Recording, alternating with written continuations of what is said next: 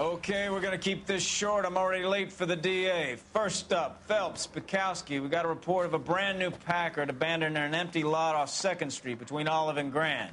DR is one Oswald Jacobs says the vehicle was dumped in his backyard. There's a patrolman on site. Get down there and see what you can turn up. Any questions? Good, get going. I'm thinking of moving up to 45. Better go earn our pathetic wages.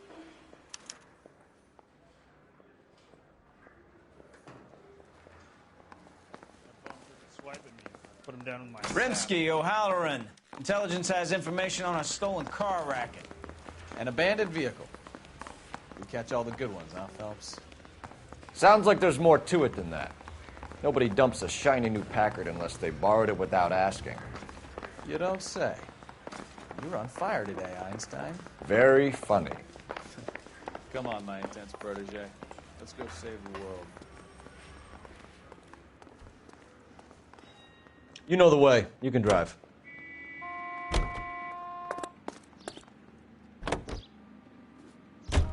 You hear about Adrian? Broad in Seattle threw him out. Wife says she's going to take him back. Women generally show more compassion. What are you talking about? Adrian dumped on her. He was humping the secretary. Margaret should show some pride. Pride comes before a fall, Bukowski. Talking from experience.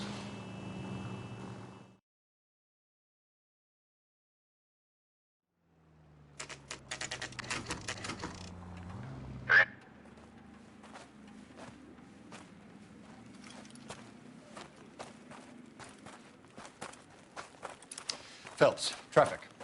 I'm Officer Houlihan. Car's down the alleyway, detectives.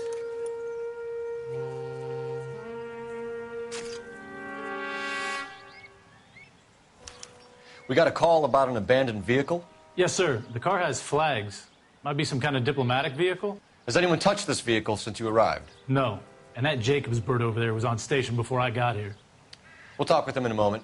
Give us some time to look the place over. Sure, take your time. He's a sore-headed old son of a bitch anyway.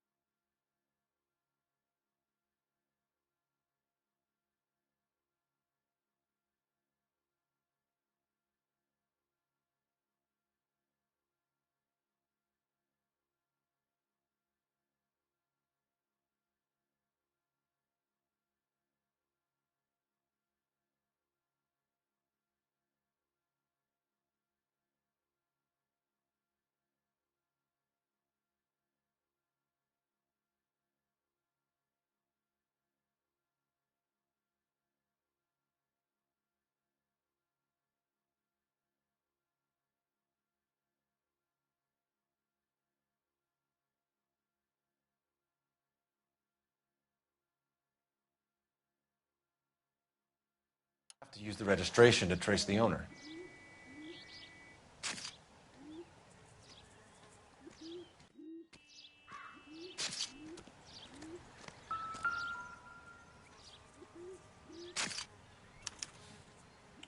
Stealing the wheels is for amateurs. The car ring would have stripped it in a warehouse.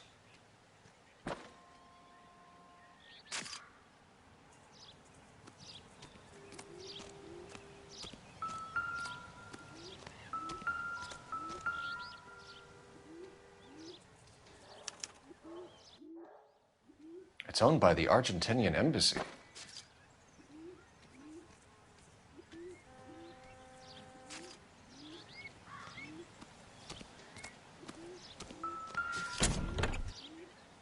Empty.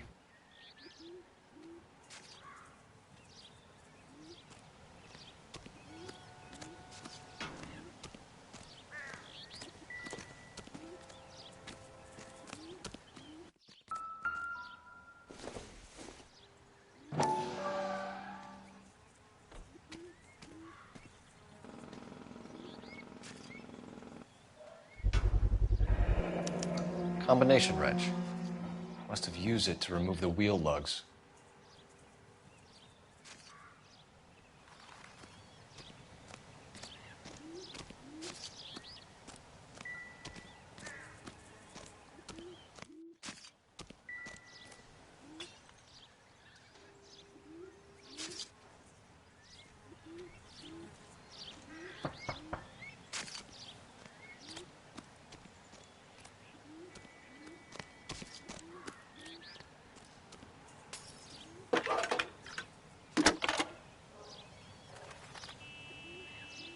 Phelps, badge 1247. How could I help, Detective? Could you run the name Dewey Brothers? Possibly a dealership or car mechanics workshop. One moment. Dewey Brothers Packard Dealership, 629 Figueroa Street. Got it. Thanks for your help.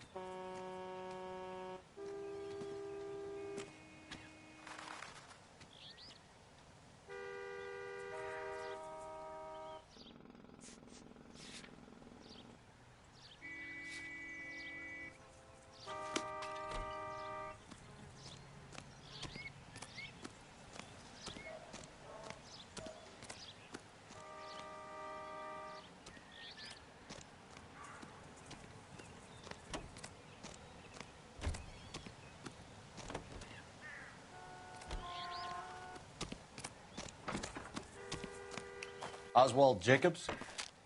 That's right.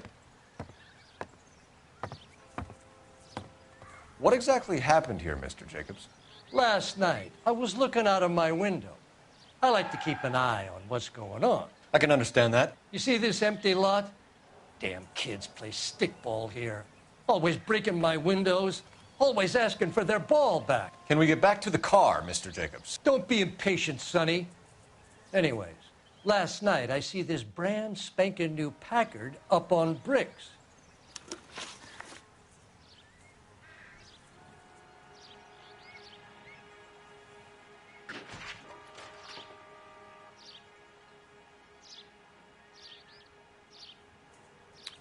Did you see who stole the Packard? Hell yes, I did. I saw 3 goddamn Mexicans going to work on it.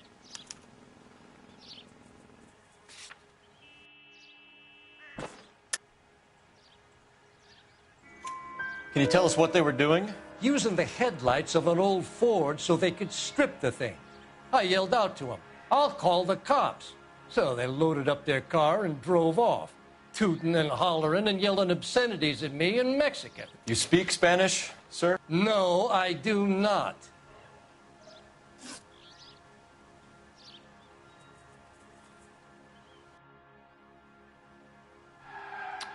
After the Mexicans left, you didn't go anywhere near the car? After I scared them off? No, I didn't go anywhere near that car.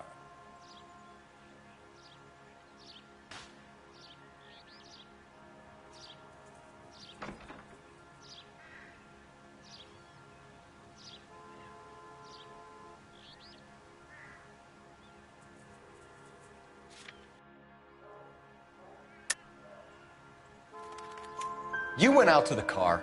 Once they were gone, you had to take a look for yourself. I was curious. Ain't no law against that. So what if I took a look around that car? You can't be accusing me of nothing.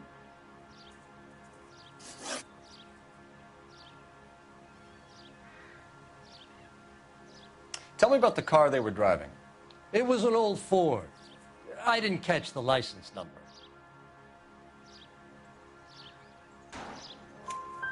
You look like the kind of guy who notices details. You're right there. The car was old, but it looked brand new. Candy apple red paint job stands out a mile. What exactly did you see them take? They was working on the tires. That's all that was took.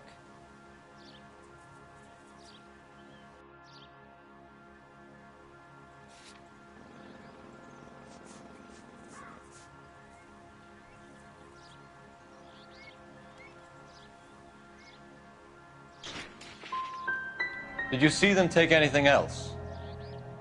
Nope, I don't think so. Thank you for your help, Mr. Jacobs. You can speak to Officer Thibault about signing a formal statement. When you get the car out of the way, maybe you could come back and do something about those kids. Well, how about we bring you an umpire's mask? Jacobs dumped the book he was reading in a hurry when we walked up. Curious what he didn't want us to see?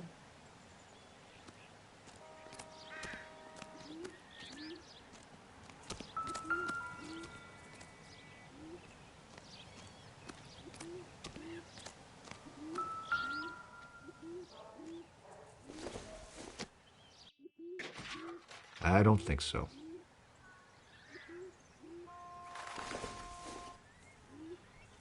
I don't think this is going to help us.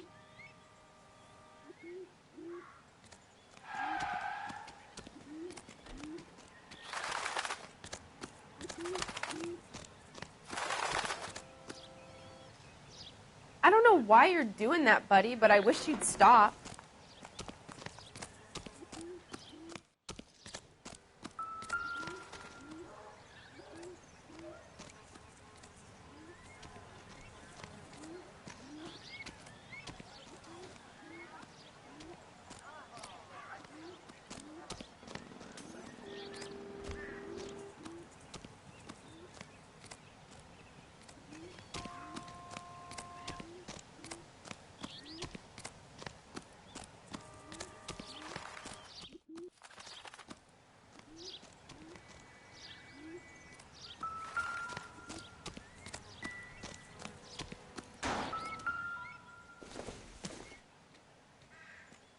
Circumstantial.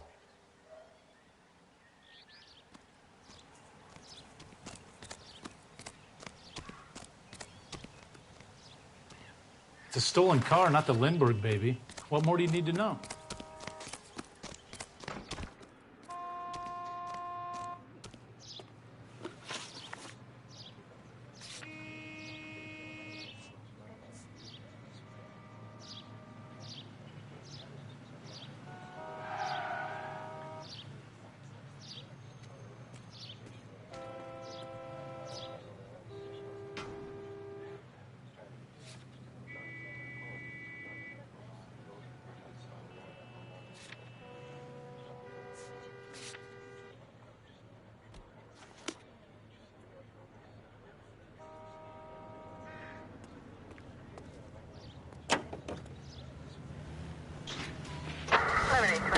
Code 6.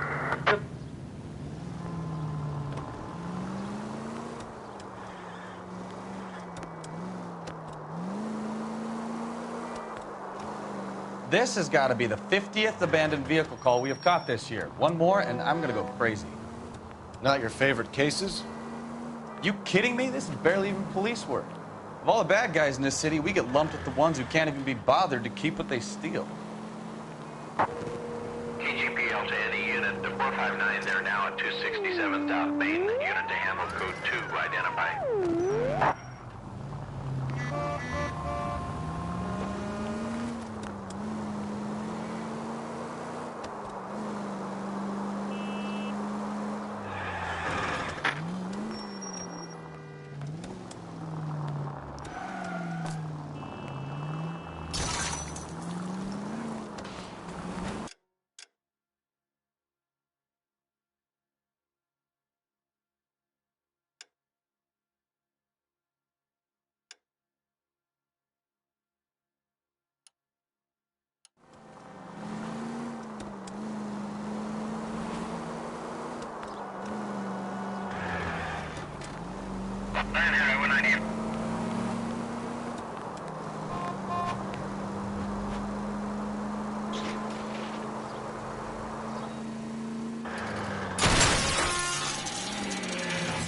Slow down!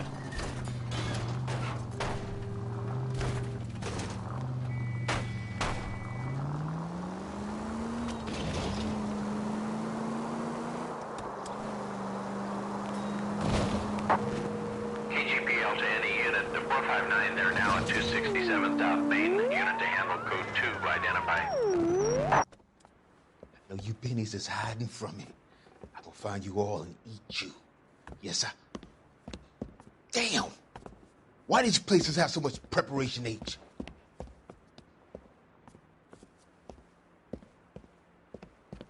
Ooh-wee! Benny's give me speed.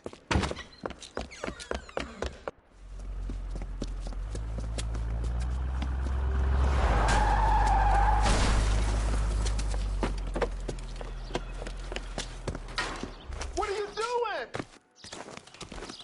Get the hell down from there, you lunatic!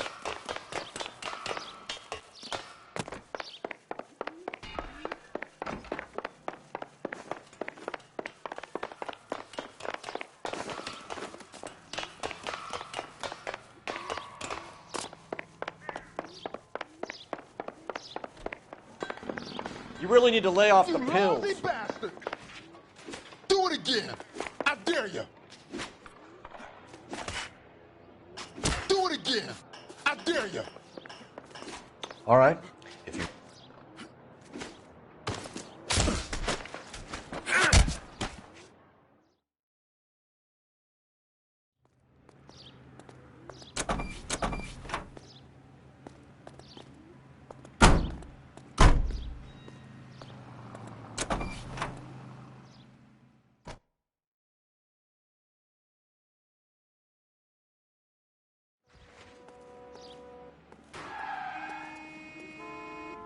Can you drive to this one?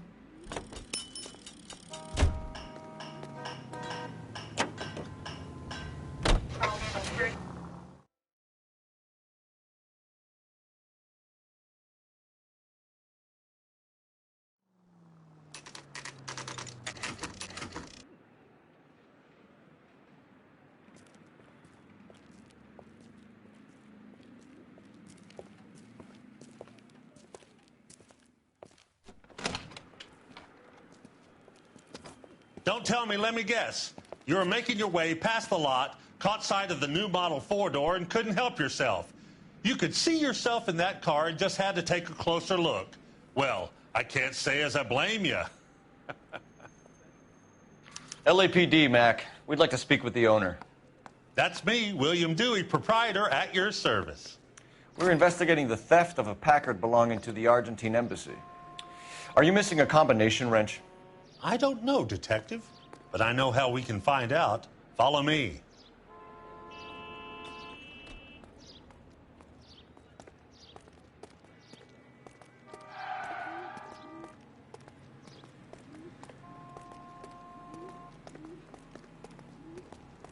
We keep all our tools in here. Mind if we look around? Be my guest. You sure you guys aren't interested in a new car? Huh? Maybe a used car. I have some nice used cars for guys in your wage bracket. Why don't you give us some alone time, Dewey? Go sell some cars or whatever it is that you do here.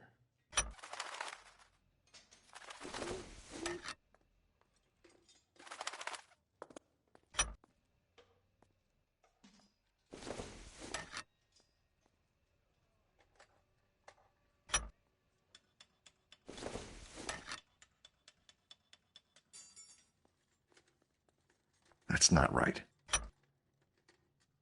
One left.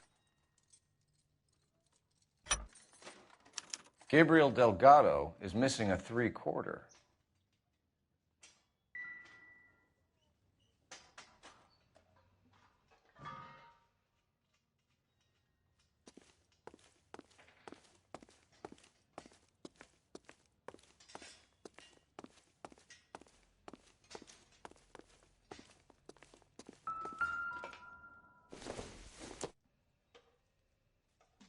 This doesn't pertain to the case.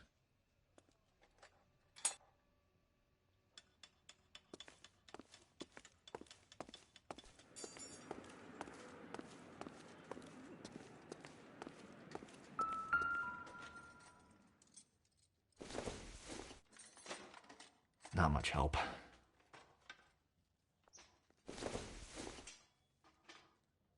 Probably nothing. I bet a broad's been driving this auto. The clutch is a mess.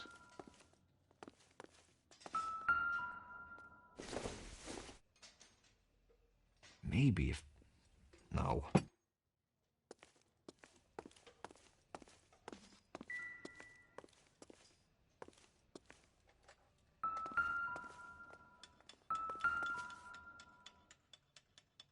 No good. We need diplomatic plates.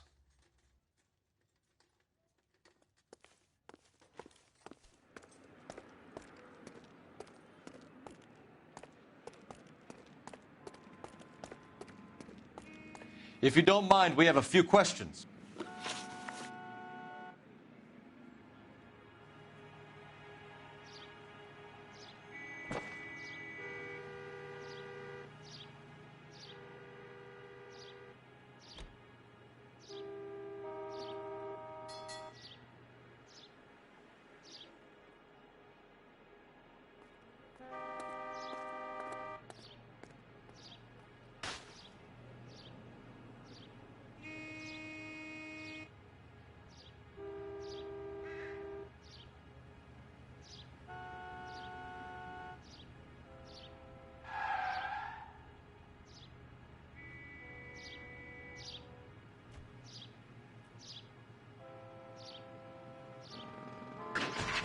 Boys, if you have nothing to do, I have a few cars you could wash.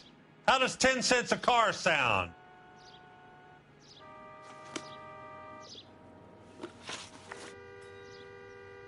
Where can we find Delgado? I don't know. He sure as hell isn't here.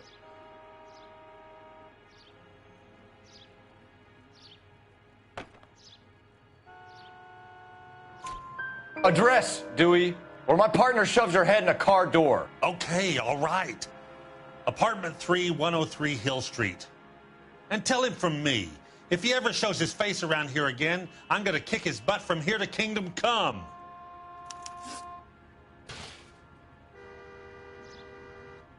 A wrench from this dealership was used to strip the wheels from a Packard last night, Mr. Dewey. A couple of Hispanics were seen taking parts. We've had a spate of thefts ourselves. Comes with the location. Thieving bastards to steal anything the minute your back is turned.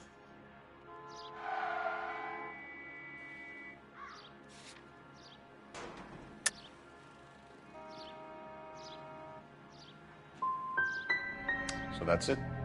Like I said, the workshop's too close to the street. It's difficult to keep an eye on it. We'll be keeping an eye on you, Dewey, and spreading the word that you don't like to cooperate with the LAPD. We really ought to take more time over the Packard, Phelps. Let's head back to the empty lot.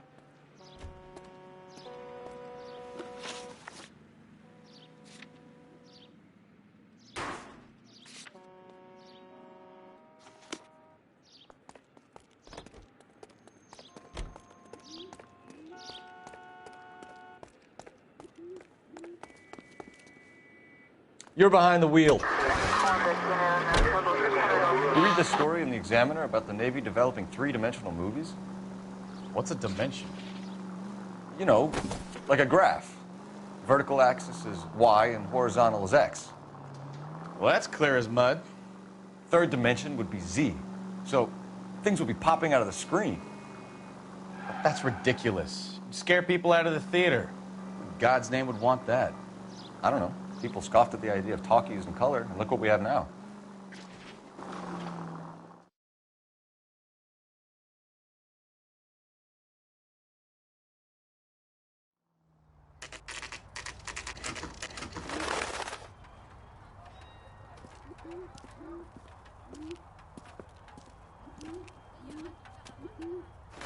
Okay, let's see what Gabriel has to say for himself. I just hope our Archangel hasn't already flown.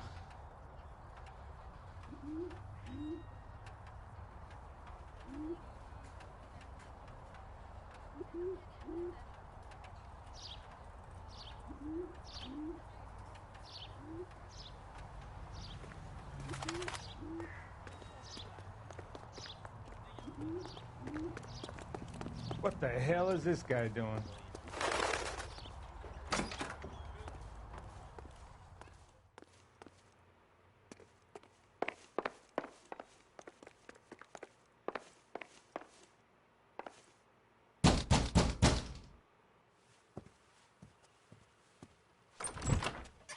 Yeah. LAPD, ma'am. We're looking for Gabriel Delgado. Gabriel? We're from the police. Policia, you understand? Yes, I understand. Could you come inside? What is your name? Ana Rodriguez. Is Gabriel Delgado here, Ms. Rodriguez? No. What do you want with Gabriel? Is he in trouble? Stay where you are, Miss Rodriguez. We need to take a look around. But he is not here. I have told you. Check out the surrounds. I'll stay with the broad.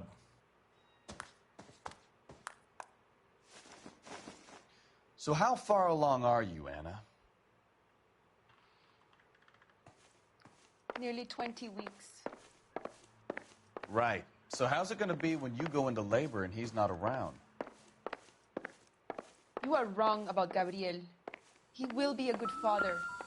Already he works hard to provide for us.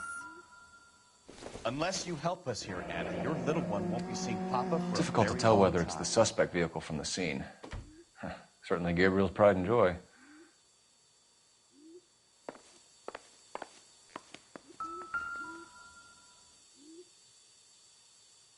Serving breakfast for two, Anna? You should have cleared up.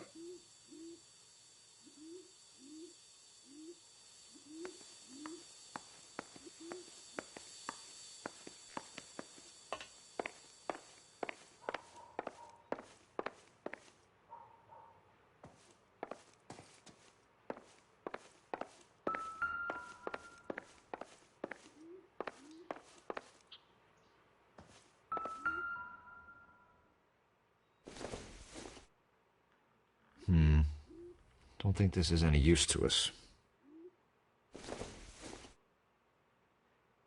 Doesn't look like anything.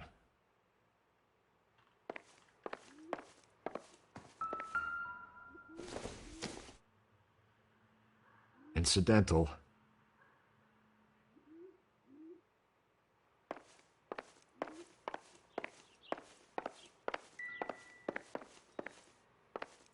We really ought to take more time over the Packard, Phelps. Let's head back to the empty lot.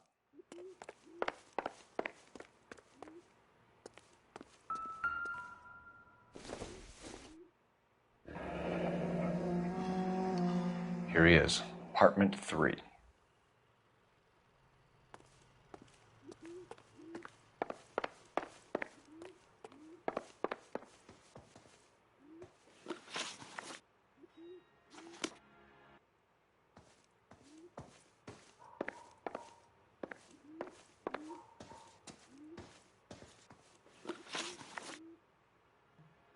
Why did he steal the car, Anna? The customer insulted him. He has his honor, no?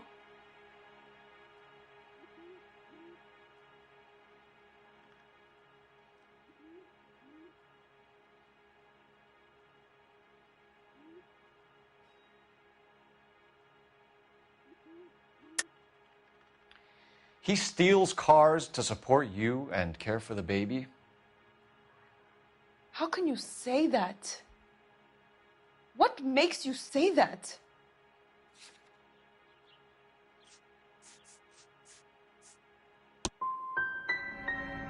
I have my own job. I work at Union Station. If I have to, I will bring up our baby. That is all I have to say to you.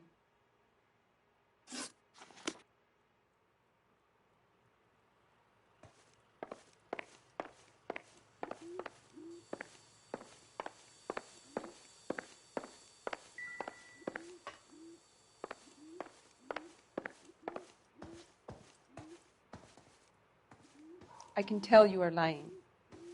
Your lips are moving.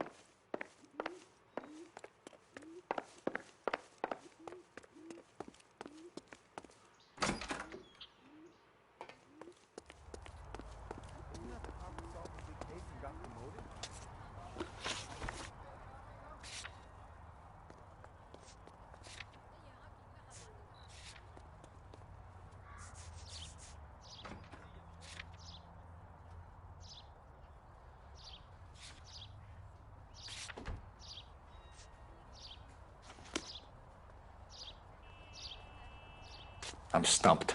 Ideas? There's no way we're finished at Delgado's apartment, Phelps. It's Let's go back and tear the place up.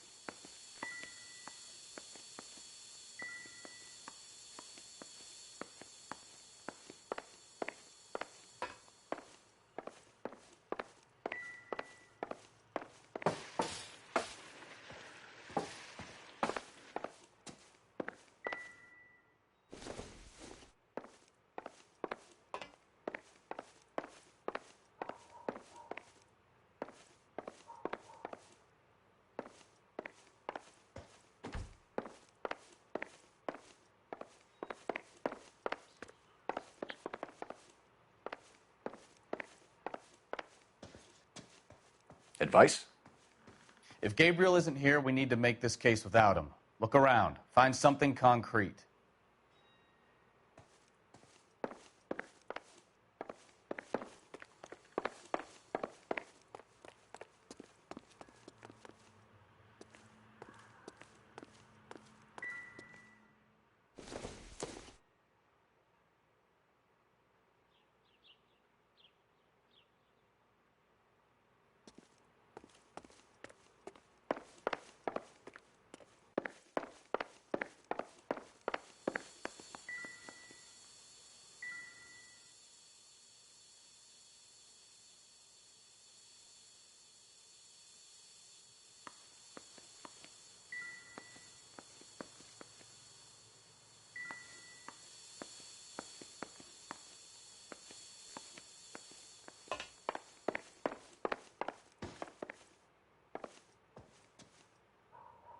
I can tell you are lying. Your lips are moving.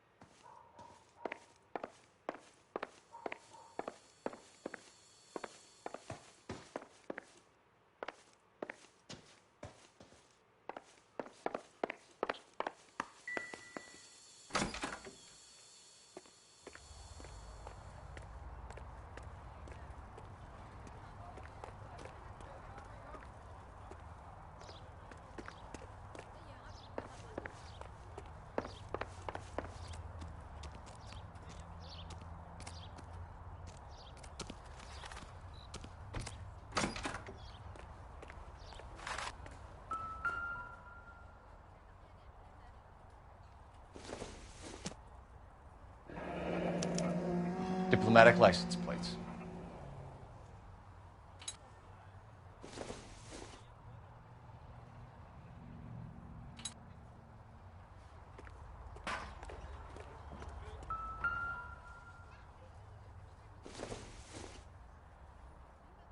Seems irrelevant. This isn't what we're looking for.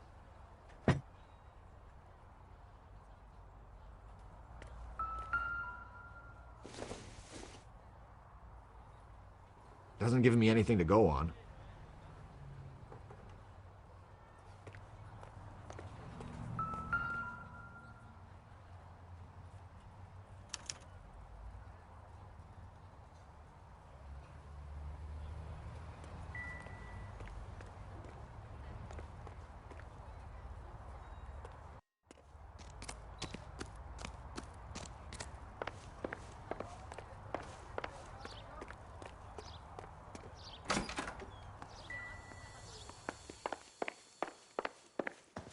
You're in serious trouble, Miss Rodriguez.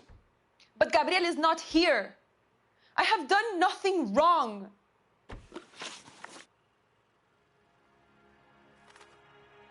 Tell us the truth, Anna. Has Gabriel been here?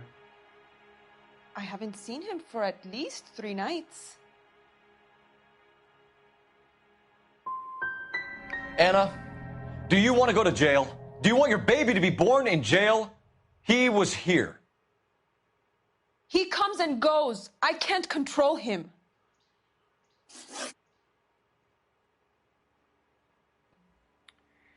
We found a license plate matching our stolen vehicle in the shed. Add in the assortment of parts, and we can make Gabriel for a dozen other thefts. It's time to get serious, Anna. You must ask these questions of Gabriel. I know nothing of these car parts.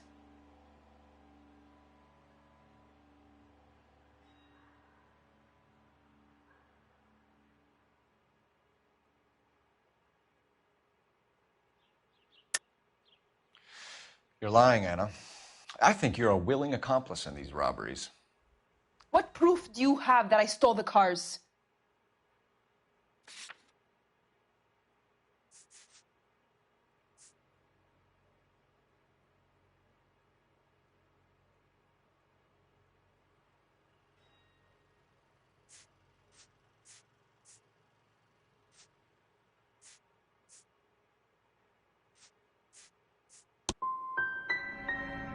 You come into my house to insult and bully me? I have known many policia like you. Gabriel wasn't at work. Where can we find him? He said he would never go back. Gabriel is out driving around in his car. If you don't tell me where he is right now, Anna, I'll put an APB out on him and ask them to shoot on sight. Please, please don't kill him. I can't tell you anymore. As soon as we corner Gabriel, we'll be back for you, Anna. You had your chance to cooperate. Let's get out of here, Phelps. Don't worry, I've got an idea.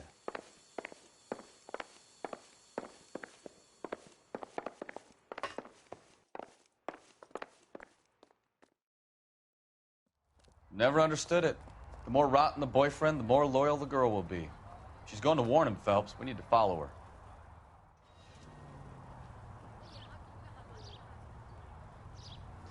That ought to do it. Now get back in close.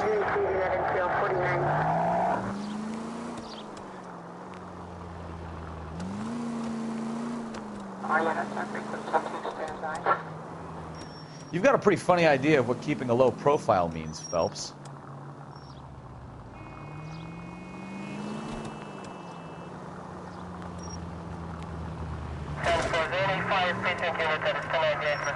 That's it. We're spotted. Back off.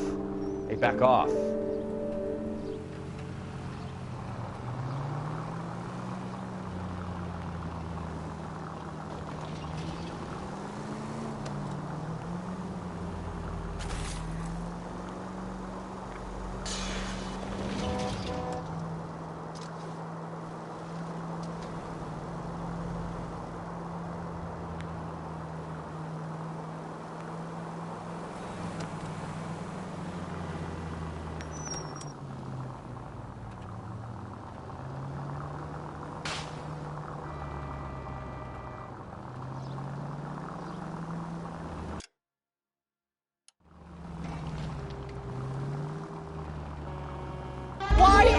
turn the siren on.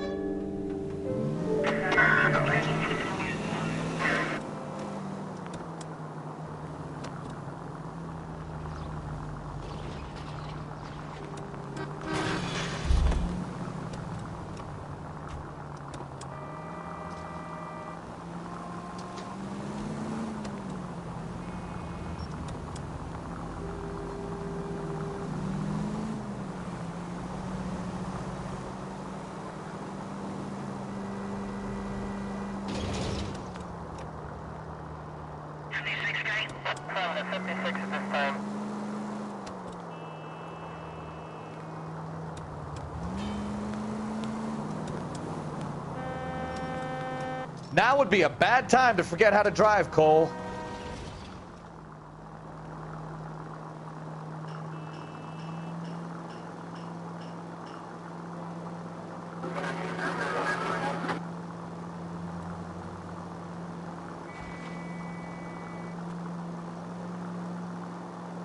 All units in the vicinity. Citizen reports at 415 at the corner of Banning and Santa Fe. Suspect vehicles engaged in illegal street racing. Units to handle code 3 identified.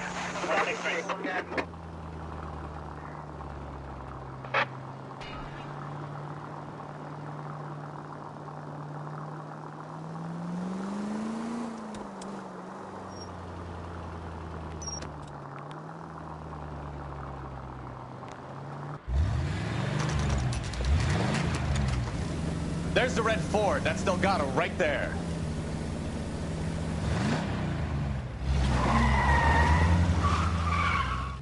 Quick! They're getting away! Phelps, 1247. Requesting assistance at 1st and Santa Fe. Reports of an illegal street race.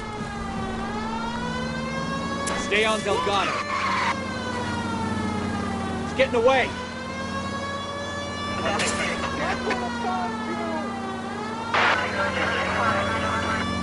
Step on it, Phelps. Take him out.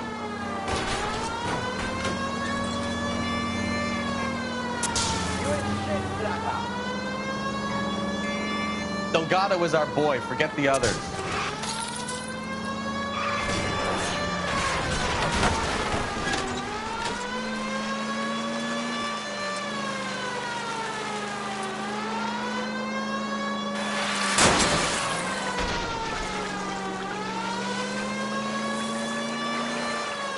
Enough games, Phelps. Take this guy out. Continue to respond.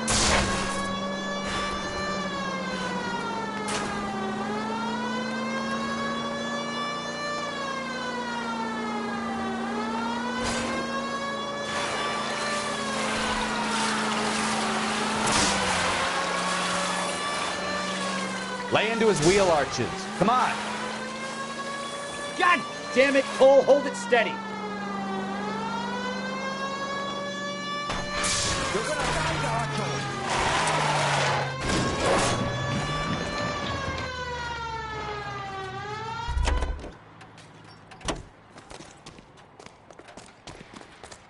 Gabriel Delgado, you're under arrest for grand theft auto. Fuck you, puto! You should speak to the maricon. Valdez, I showed him. Now who's a man? I should have burned his fucking car.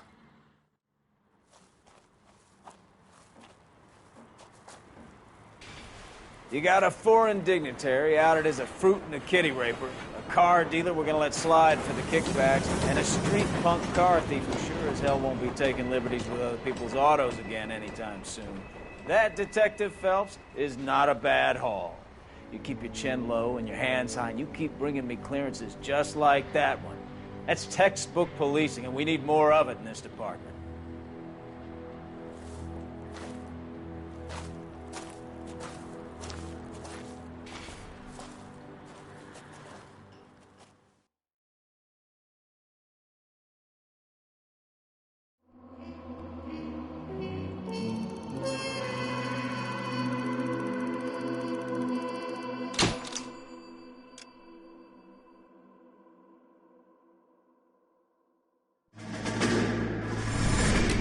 You have any plans for weekend Liberty, Jack? My sisters have been working in Los Angeles in a bomber factory. They're coming down to visit.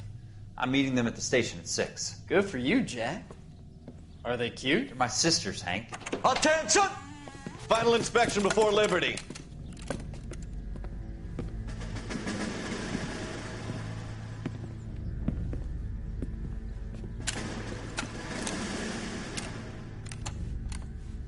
Good job, Kelso.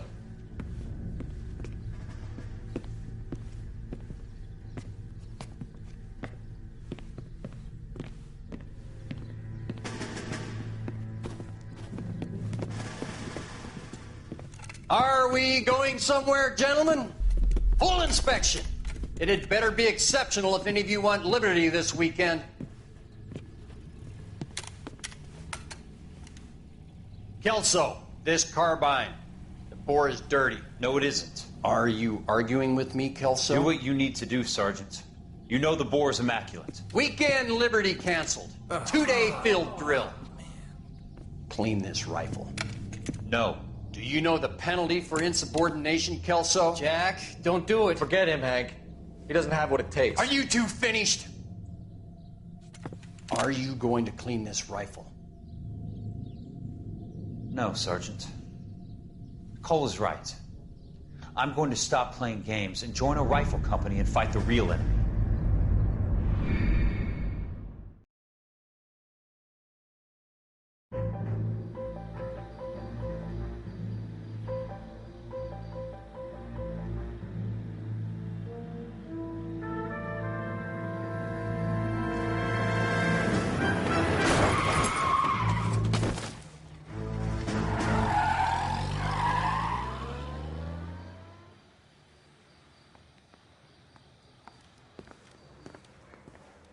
All right, gentlemen, I just got this handed to me. A hit-and-run felony at Ray's Cafe, 208 North Los Angeles. Got a patrolman on site. The coroner's on his way. Get down there, see if you can find any witnesses who can put a make on the car. I want to make homicide. I mean, you know you've made it if you got that desk. I don't care. I don't go in for letting gangsters off scot-free. I've been in this job 20 years. I never fired my gun.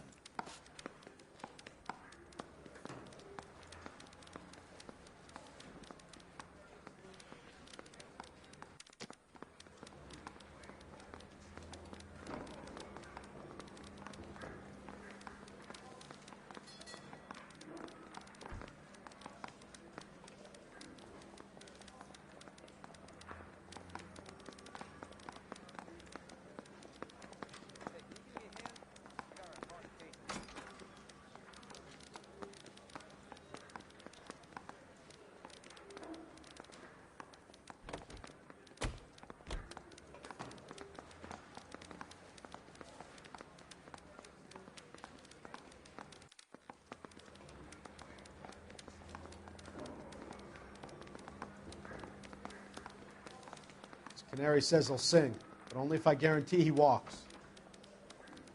That bum took a swipe at me. I put him down with my sap.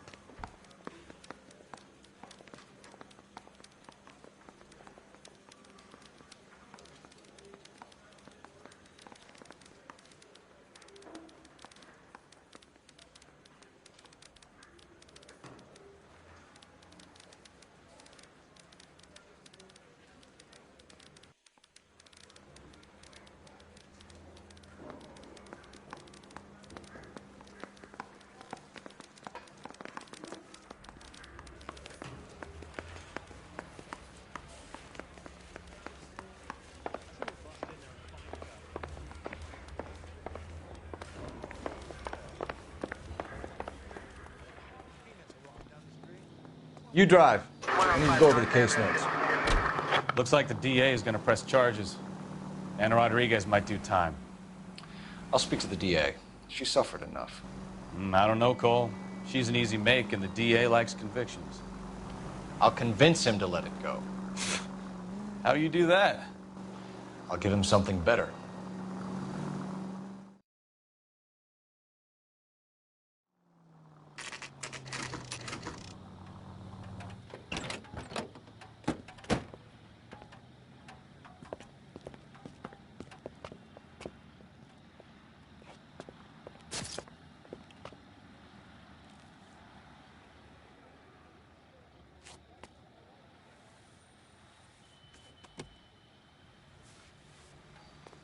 Detectives, over here. Cole Phelps, traffic. What have we got? Vic is a white male named Lester Patterson. Walked out of the bar and into the street. Car hit over there, and he ended up here. Dead on impact by the look of it. Have you canvassed the area? The only one with anything useful to contribute is the young lady over there. She lives above the bar. Name is Shannon Perry. No, it's not a stage name. 24 years old, she left Kansas to follow the Yellow Brick Road. Is that so? We'll take a formal statement later. Right now, we're going to take a look around.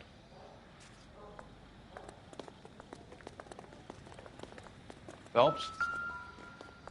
I landed on his face and ended up here. The car must have struck him from behind.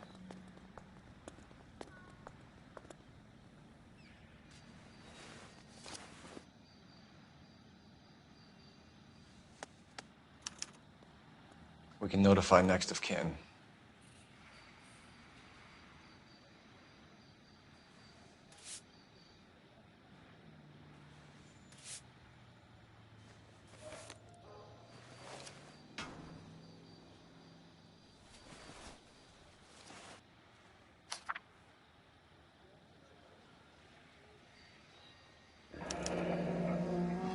Patterson has life insurance.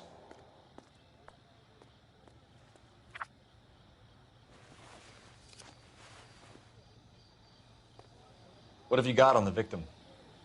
From all reports, he was intoxicated at the time of the accident. I'll know how intoxicated once I've done the autopsy.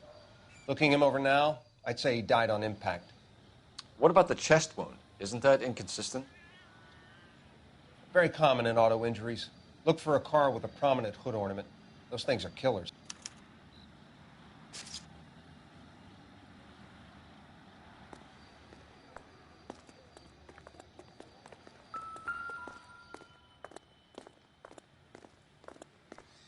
Body traveled a good 20 feet.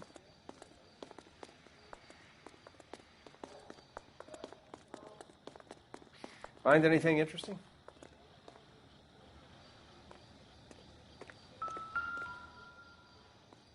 This blood is a long way from the body. Car must have been going like a bat out of hell.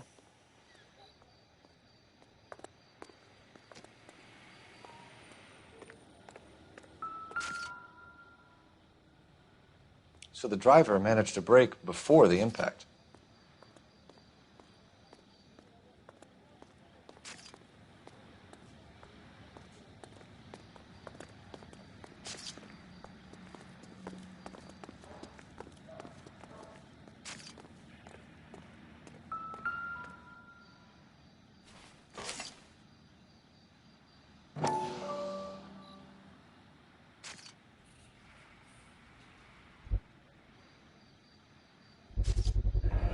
Knife covered in blood.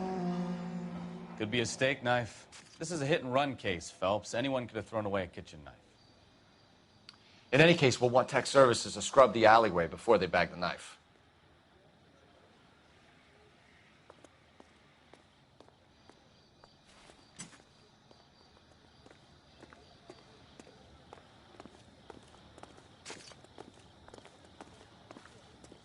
She's all yours, Detective. Miss Perry? Yes? I'm Detective Phelps. This is my partner, Detective Bukowski.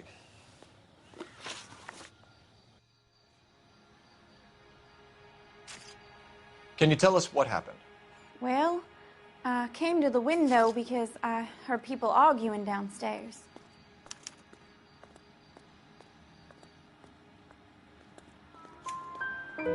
Then what happened? I saw a car hit that poor man and knock him down the street.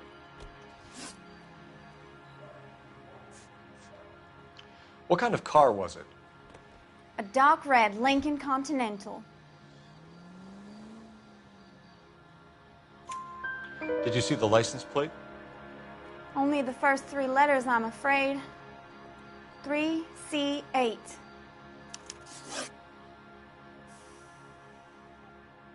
Tell me more about the argument you heard. Well, there were two voices. A man and a woman, that's all.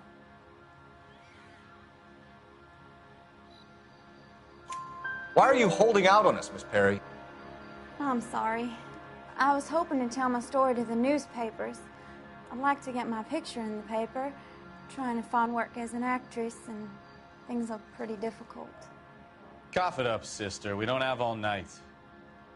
The people arguing, they were husband and wife. I could tell by what she was yelling. Intimate things. Very embarrassing for the man. Thank you, Miss Perry. Your information has been very helpful. You can go now. You really think so? I hope you find that driver and put him away. You certainly got away with the dames, Phelps. Give it a rest, Bukowski. Let's see what the patrons have to say. I'll take the bartender. You work the rest of the room.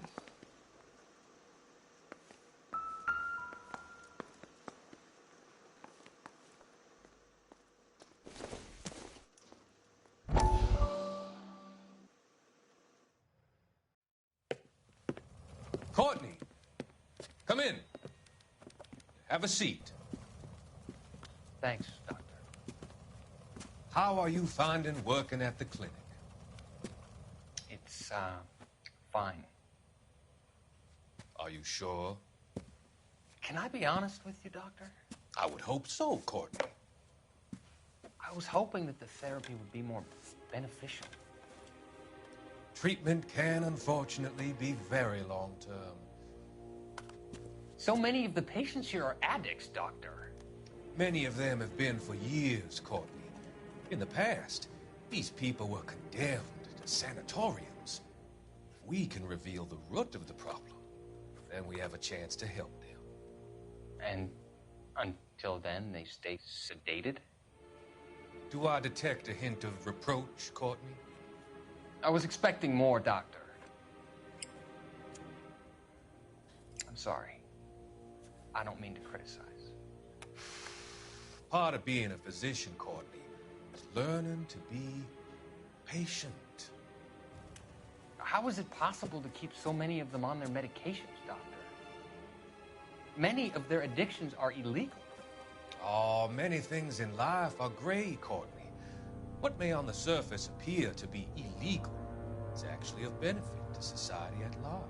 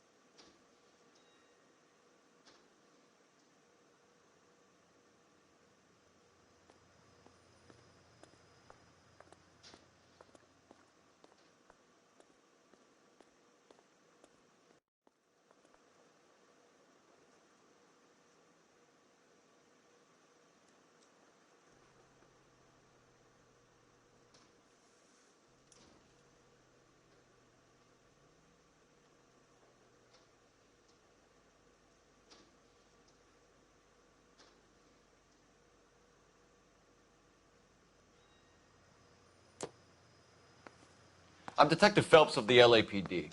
How can I help, Detective? Your name would be a good start. Dudley Lynch. Hired help. I run the place when the owner ain't around. Where is the owner? He stepped out. Somebody had to take Lorna, Mrs. Patterson, home. What can you tell me about the accident? Not a lot. It was busy in here, and all I heard was the impact.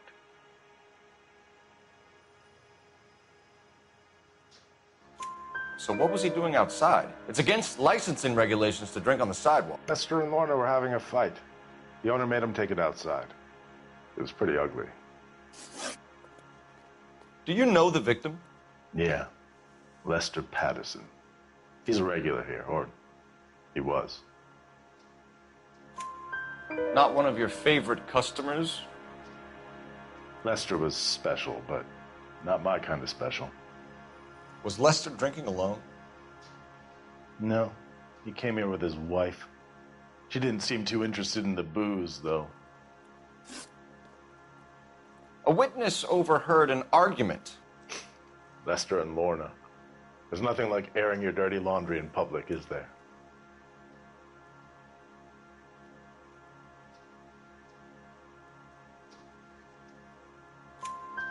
Why was Lorna Patterson in such a hurry to leave?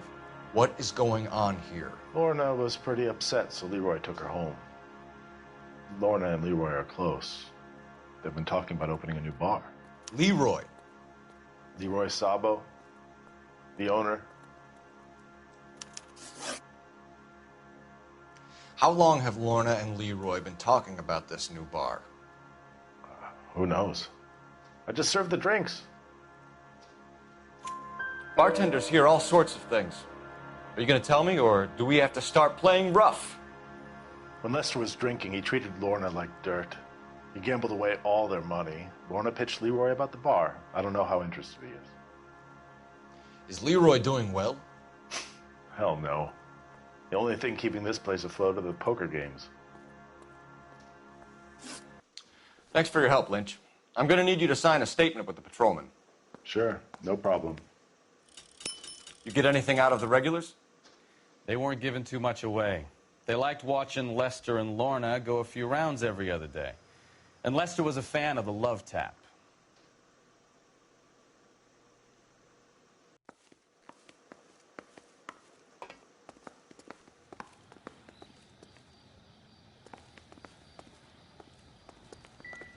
Careful where you're stepping, Phelps. I don't come down to the station house and tap dance on your desk.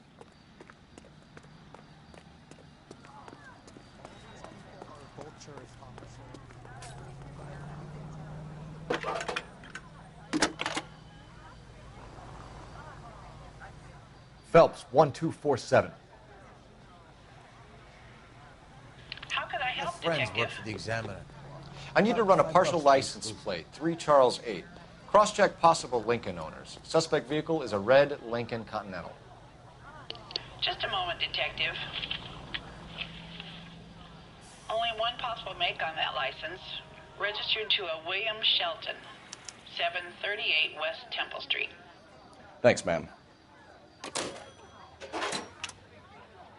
Looks like we caught a break on this one.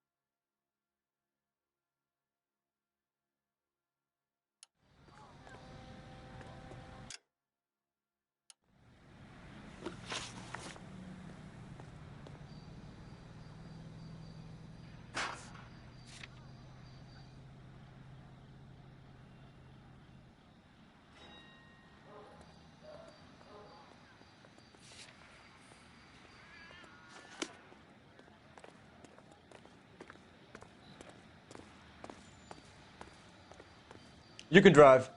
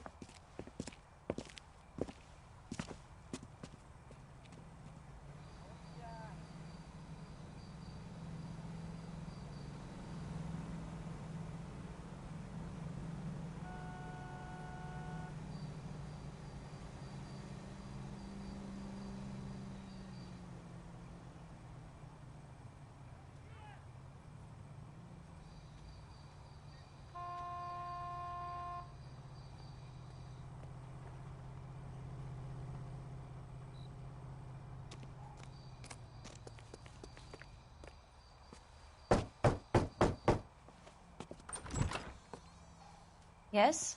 Hello? Mrs. Patterson. Is this about my husband? We're investigating the incident, ma'am. I see. Come in, won't you?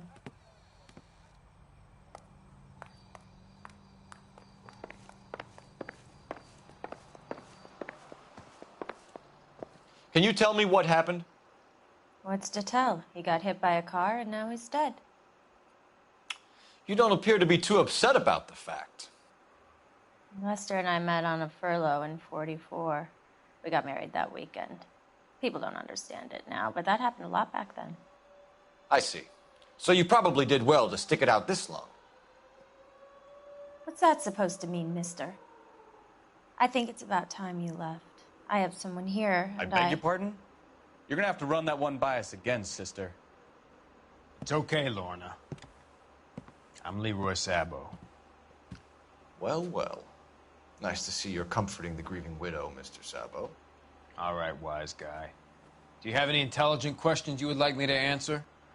You can confirm Mrs. Patterson's story. Lester lost at cards. He was kind of hard to control when he lost his temper. He turned without looking and walked right out in front of the car. It wasn't good. What's your relationship with Mrs. Patterson, Mr. Sabo? We're friends. Good friends. You expect me to believe that? Look, I was filing for divorce. Mental cruelty. Lester could be a mean son of a bitch. And Lester knew about that? No, I hadn't told him. Well, hasn't this worked out well for the two of you? I feel almost bad for busting in on this little rendezvous.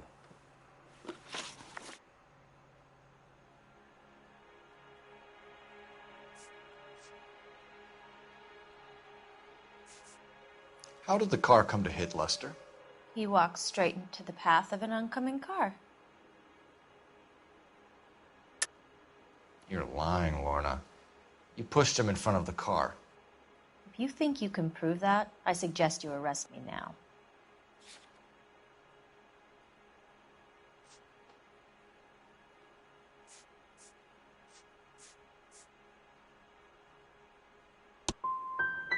I would have loved to push him under a car many a time, but not this time.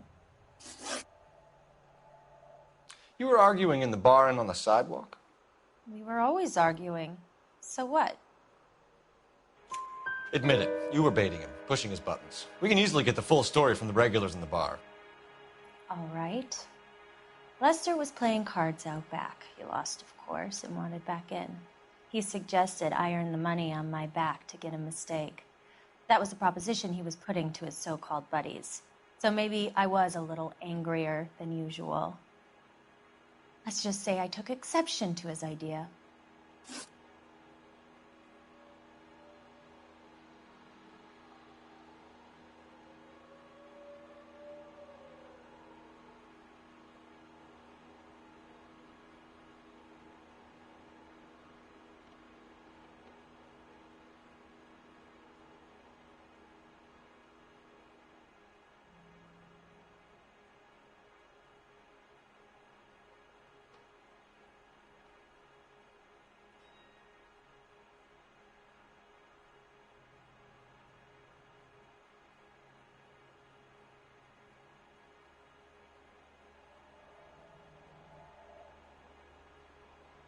You think I got nothing better to do?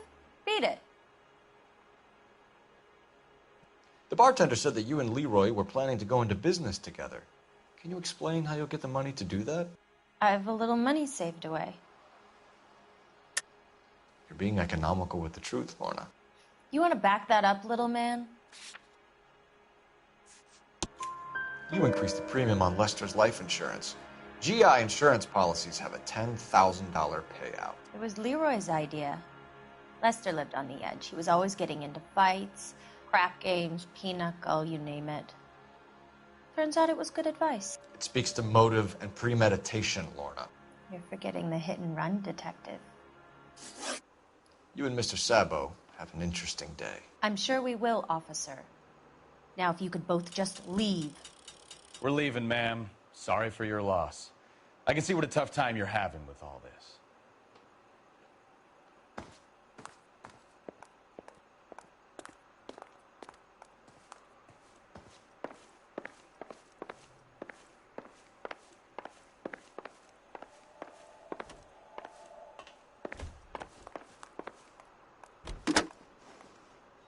Operator, message for KGPL. Putting you through now. Phelps, badge 1247. How could I help, Detective? Messages, please. Just one detective from the coroner. Message reads, Phelps, see me at Central Morgue immediately. Results of the Patterson autopsy. Thank you.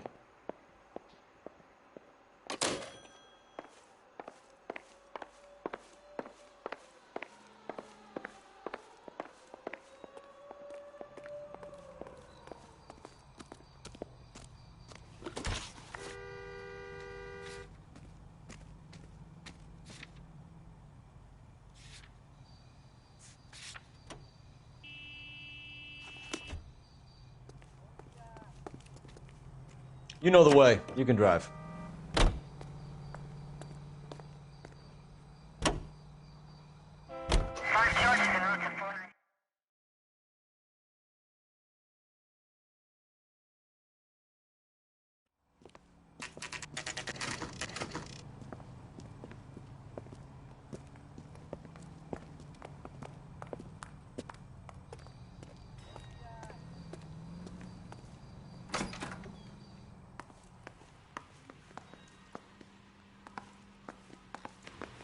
We can put the driver in front of a judge in less than a week. You'd be making a big mistake. Run that by me again? The victim was dead before the car hit him. 2 puncture wounds to the right side of the thorax. Second puncture reached his heart. You're kidding me. Been doing this job 23 years, son. No one's ever laughed at one of my jokes. He was stabbed to death? Long, sharp knife. Length of a bayonet. We found a knife in the alleyway. Where is it now? Was it bagged? By Patrolman Kaplan. Perfect. I'll get you a definite match. Jesus, we got him. Murder 1. We were right there and they tried to stare us down. Now they'll both get the gas chamber. We have the knife, we have the coroner's report, and I bet we could roll Sabo as a witness. Let's bring her in.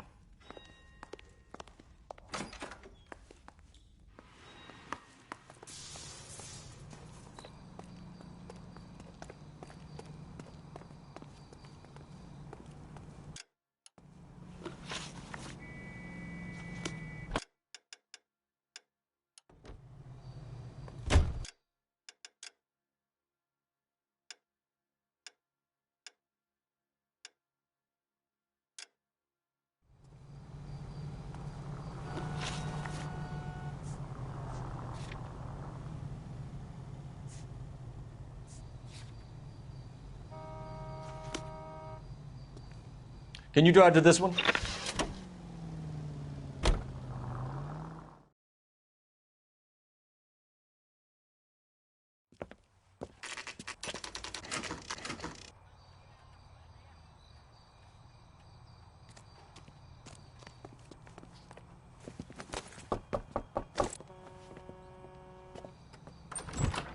We've spoken to the coroner, Mrs. Patterson. He confirmed your husband's cause of death. We'd like you to come downtown and answer some questions. It wasn't me. It was Leroy's idea. Leroy stabbed him. I had nothing to do with it. Where is Leroy now? He's in the bedroom.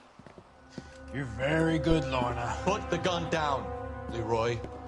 If you do something stupid now, you don't stand a chance in front of the grand Nice of jury. you to give me up, sweetheart.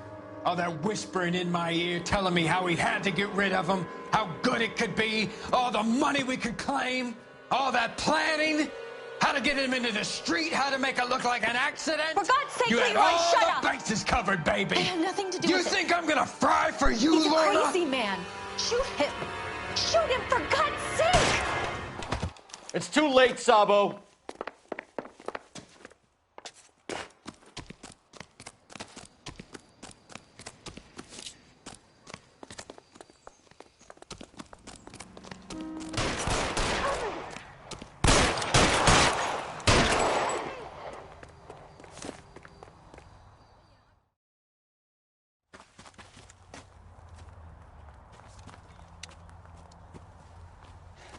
You look spooked, Phelps.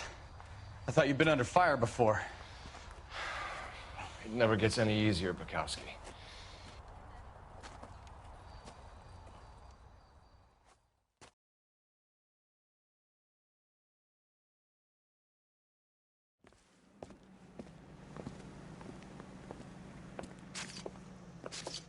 So, I give you a hit and run.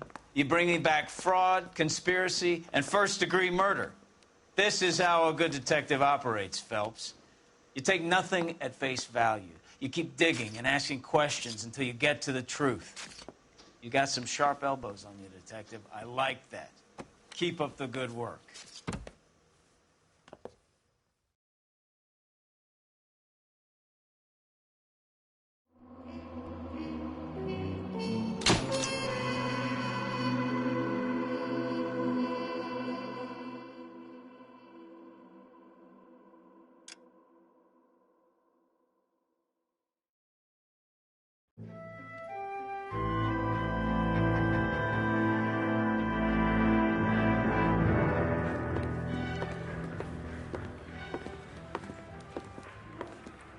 Phelps, Bukowski. Beat cop says he located a green Kaiser Fraser from the hot sheet. Address is 6 West 2nd Street. Get over there and see what you can find out. Go on. Sorry to inconvenience you. We're on it, Captain.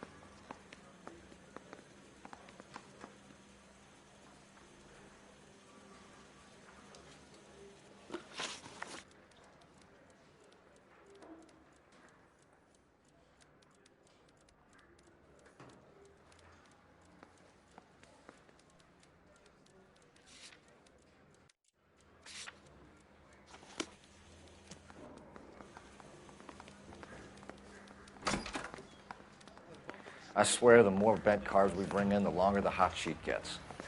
It pays the rent, though. Keeps Mrs. Phelps in the manner to which she's accustomed. I'm not sure she'd agree with you. Passionate, romantic type like you, Cole? I don't believe it.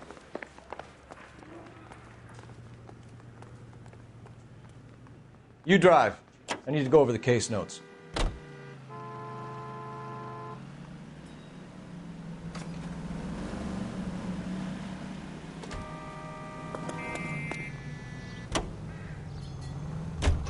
They're calling her the Dahlia now. Wonder what Veronica Lake makes of that one. What a case. You hear whether they're making any progress? So Captain Donnelly seems to think they have it all wrapped up. Brown and Green are sweating this Manley character. I heard it'll be in front of a grand jury by next week. Poor thing. Terrible enough being murdered like that without having your death strewn all over the front pages.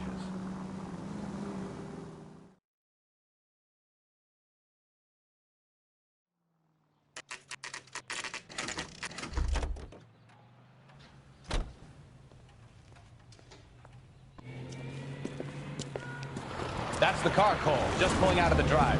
Get him.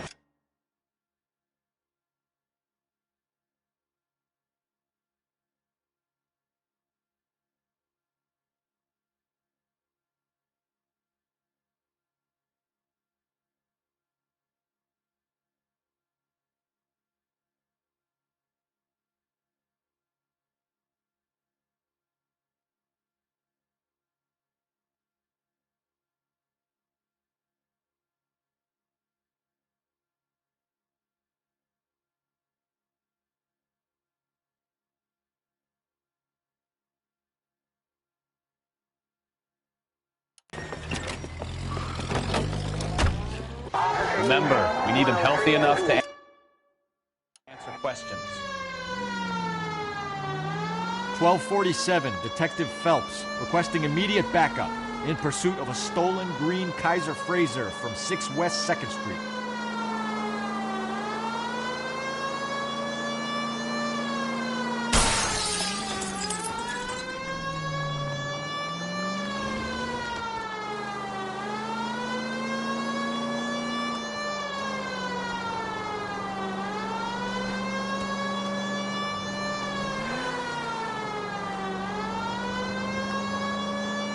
Lay into his wheel arches. Come on.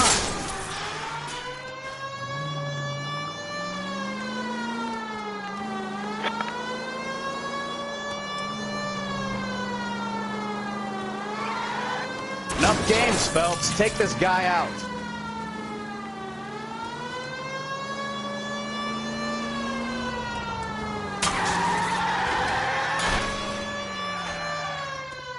All right. Maybe I was a couple miles over the speed limit. Get bracelets on him, Phelps. I'll call it in. Out of the car now! Hands behind your head! Why did you run from us? I saw a big car in my rearview mirror with 2 tough guys bearing down on me. What would you do? What's your name? Cliff Harrison. You're under arrest. For what? What are you talking about? Nice try. I'm talking about the car being stolen. You're out of your mind. I bought the car, and I've got the paperwork to prove it.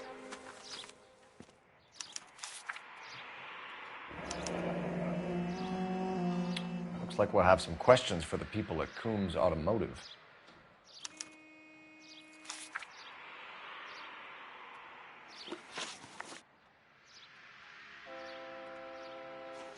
So you chase me around the streets, and then you don't even tell me why?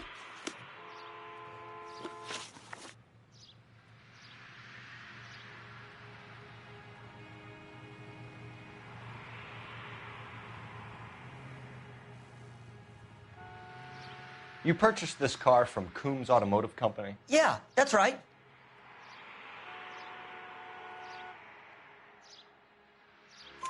And the ownership papers? From the same place.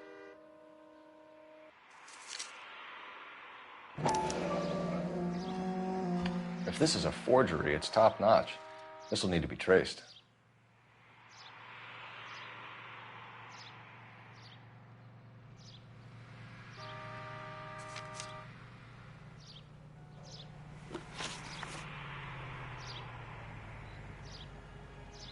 You have a criminal record, Mr. Harrison? No, nothing like that.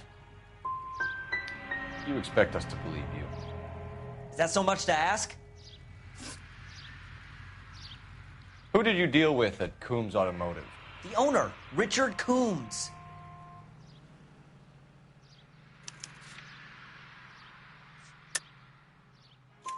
And he made out the bill of sale personally? Of course he did. He kept a facsimile for his records. Check with him. We're going to get to the bottom of this, Harrison. Until we do, you're going downtown. You gotta be kidding me. I'm getting arrested for buying a goddamn car? If everything is legit, Harrison, you'll be out soon. Until then, if I were you, I'd keep my mouth shut. Bag his possessions as evidence and have him arraigned for Grand Theft Auto. Right, Detective. Do you know who my father is? We need to get to Coombs Auto and check out Harrison's story.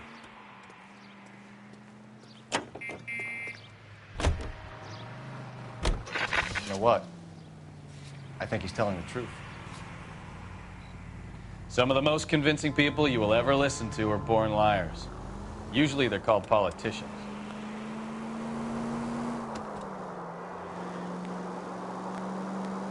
Officer needs help, 103 and Booth.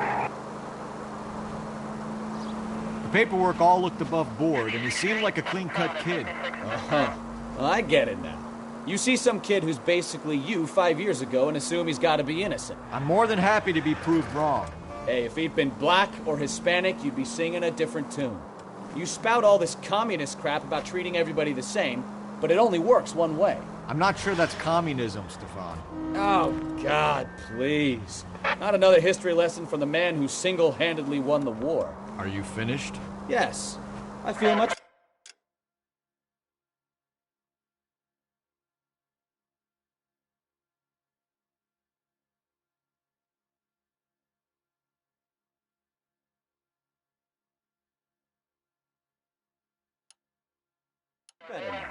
We'll shake down the car dealer and take it from there. Unless his daddy plays golf with yours, of course. In which case, we'll give him a firm gentleman's handshake and be on our way. See? I knew you weren't finished.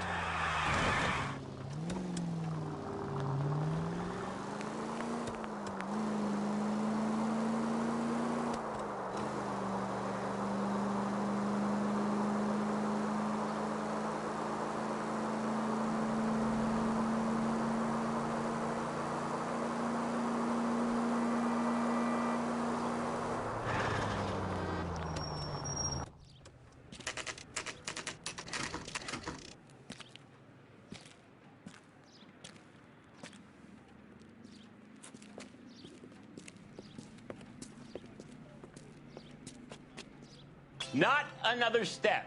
I have got a Buick Century sedan that would be absolutely perfect for you. Detective Phelps, LAPD, are you the owner? That's right. Richard Coombs at your service. You looking to trade in a black and white, boys? Mr. Coombs, we're investigating an auto theft. A man by the name of Cliff Harrison claims he bought the car here. Well, some people would say that my cars are a steal. That's a joke, son.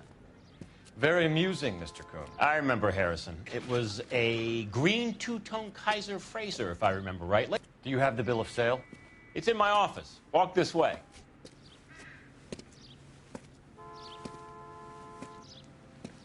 That's a joke, too, son. Phelps, you mind if I shoot this guy? He's getting on my nerves.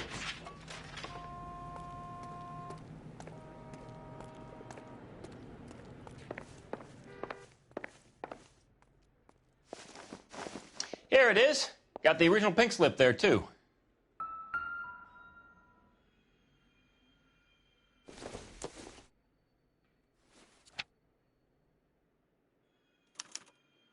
Gene Archer, 146 North Fremont Avenue.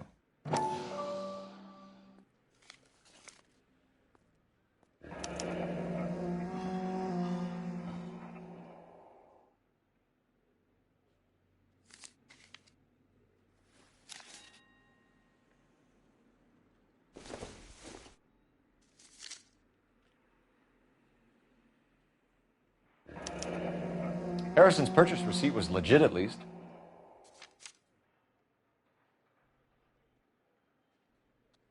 We have a couple of questions. All right, fellas.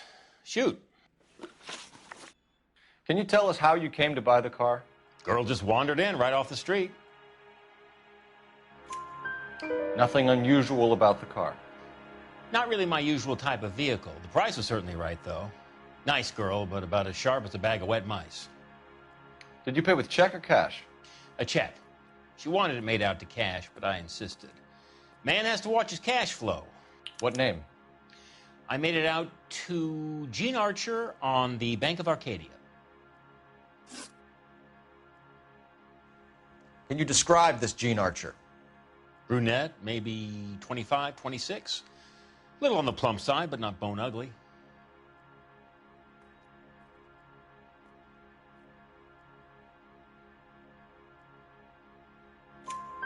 What was your impression of her?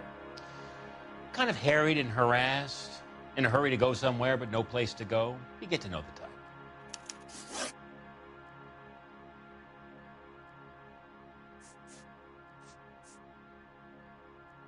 Do you know anything about the company that prints these pink slips?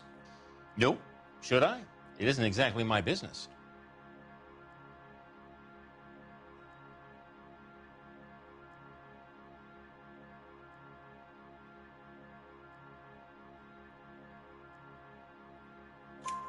It says Marquee Printing. You've never heard of them? Marquee. Sure. They do all the government red tape. You'll find the place down on Aliso Street near San Pedro. When exactly did you hand over the check, Mr. Coombs? Close of play on Friday.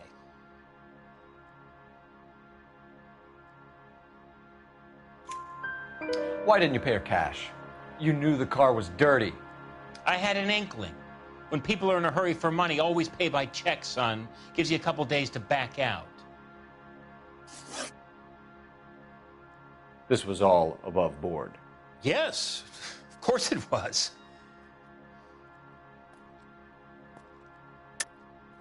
You're lying, Coombs. You knew the car was stolen. You have some sort of crystal ball tucked in your jacket that can help you prove it?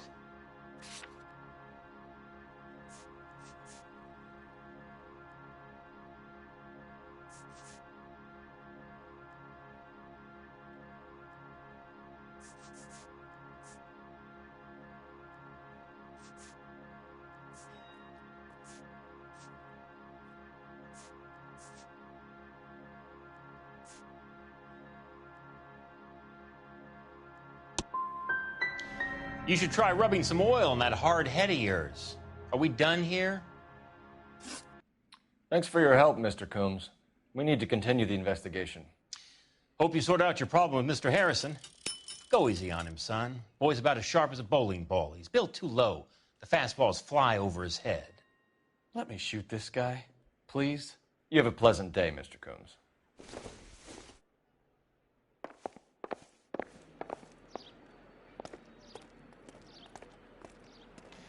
Well, Harrison might be off the hook, but we can still run an APB on Gene Archer. Get on the horn and call it in.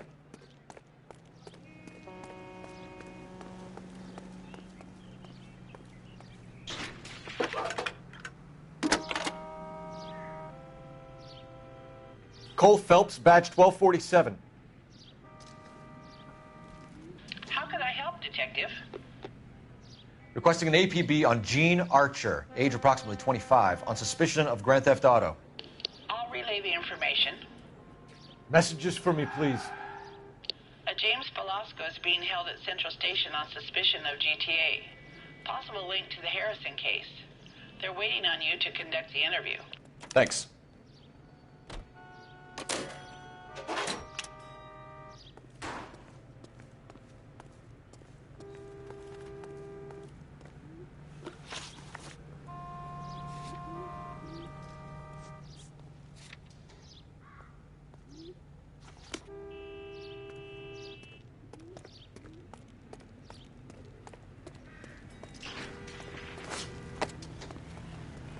You're behind the wheel.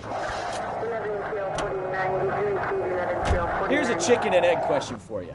Do you think you have to be an asshole to sell cars? Or that selling cars turns you into an asshole? You've got it in for everyone today, haven't you? I've always got it in for car salesmen. Doesn't matter what day it is. And why do they always think they're comedians when they're about as funny as a heart attack? Maybe the more annoying they are, the quicker you sign on the dotted line, just to get the hell out of there.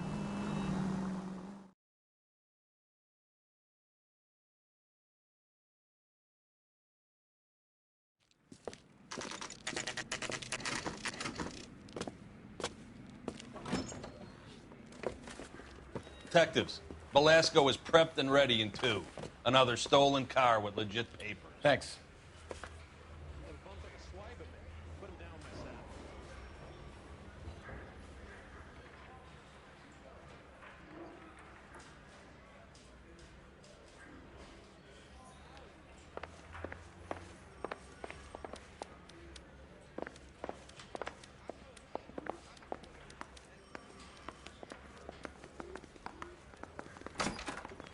Crummy bastard. James Velasco? I want a lawyer. It's my car and I got the proof right here. Take a look for yourself.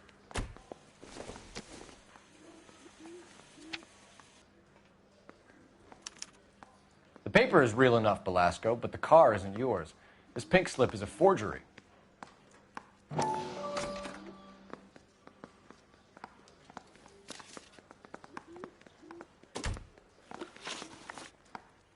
Where were you taking the car, James?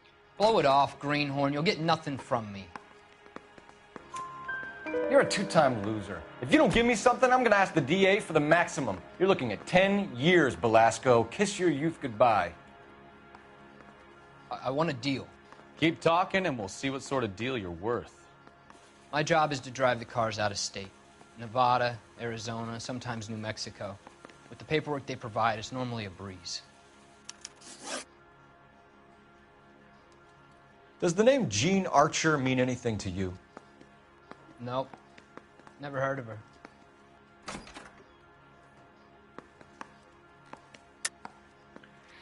You're a liar, James. Say that again. I'm telling the truth. I don't know the broad.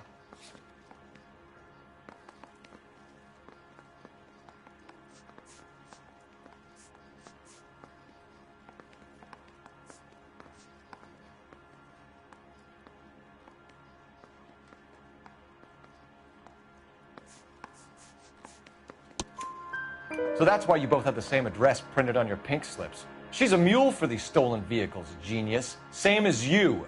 Jesus. All right, I know her. Stupidest broad I ever met. Always cooking up crazy schemes. I don't know why those guys use her. You happy now? What happens to the cars once they cross over the state line? I don't know. I just deliver them. Give me something, Velasco, or I'll take you back to the cells and tell the whole station you're a child molester. How long do you think you'll last? Okay. I hear you. The cars get sold in Chicago or back east. Sometimes I bring back cars coming the other way. Where do you pick up the cars, Velasco? Warehouses. Mainly in East downtown. An address, Velasco. You want my help with the DA? Cough it up, now. A place on Industrial Street. I don't know the number. You're gonna help me out, right? Keep talking, kid, and we'll see what we can do. All right, James. We're gonna check if this information is worth anything. And if it is, I need your help here, pal. If it is, then we'll know you're a man of your word, and so will the DA. You're Phelps, right? Yes, I am. Look, can we do this later? I'm in the middle of it. Ray Pinker. I'm with Technical Services. The pink slips are all real. Yes, we know that. There's only one company that prints them in California, the Marquee Printing Company. They've confirmed that the numbers are legitimate. You've checked them out? Sure. They're on Aliso Street, near the corner of San Pedro. The guy I spoke to was Lightval. Gordon Lightval. Here, I wrote it down. Thanks, Ray. This is a great lead. We'll get down there as soon as we can. Phelps, your GTA suspect, Gene Archer, spotted by a patrolman. Western Union office, 253 South Hill. Less than a minute away down the street if you run. Go! She won't hang around.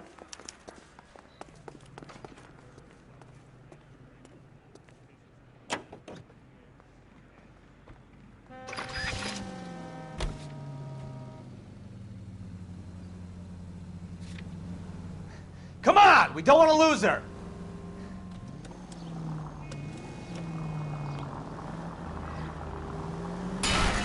Oh! Unbelievable!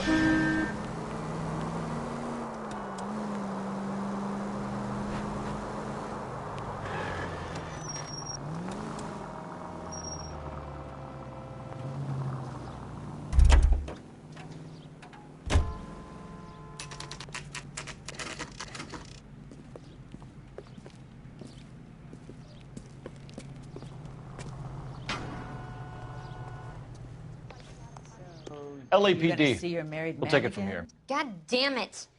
Everyone's against me. Look, just let me get my money and get out of here, okay? You look sweet. How about giving a girl a break? I could be very nice. I'm afraid I can't do that, Miss Archer. Stefan, call for black and white. Just my luck to get the only hair sure cop in the LAPD. The car you sold to Coombs was stolen, Miss Archer. There won't be any money.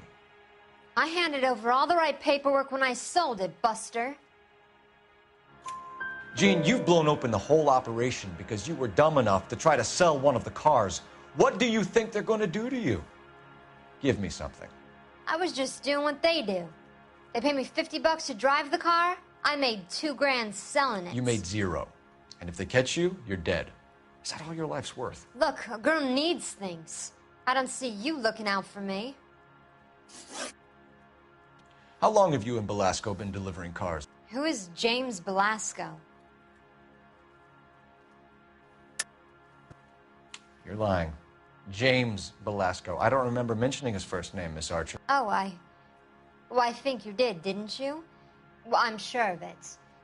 Anyway, I don't know him.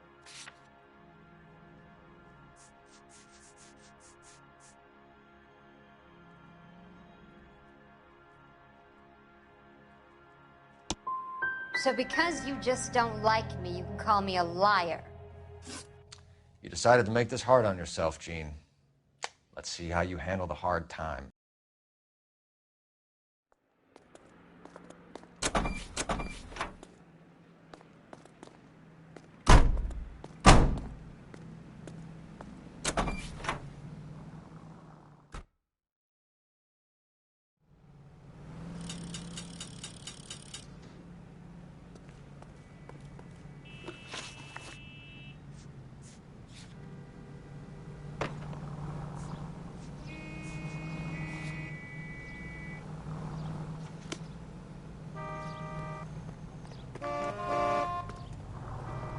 You drive. I need to go over the case notes.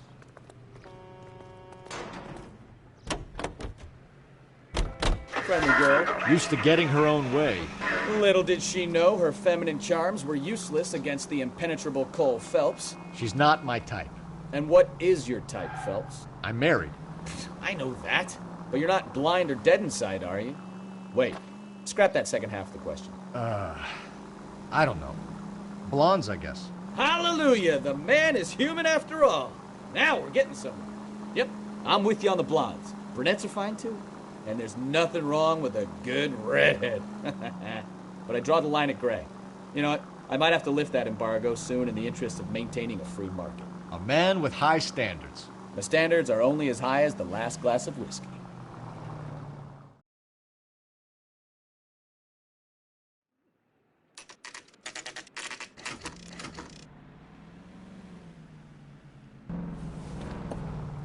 Empty. Should have known that Archer broad would have given us a false address.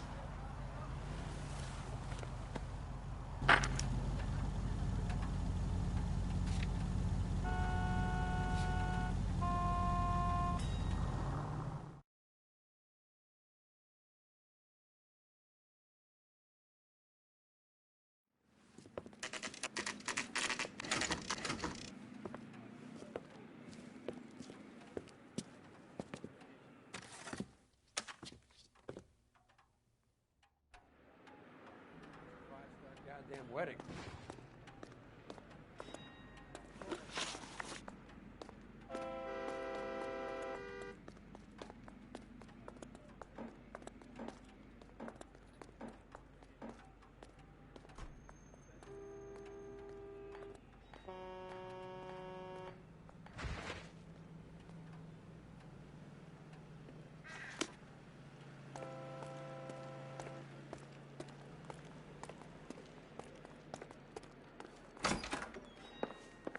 And what can I do for you, gentlemen?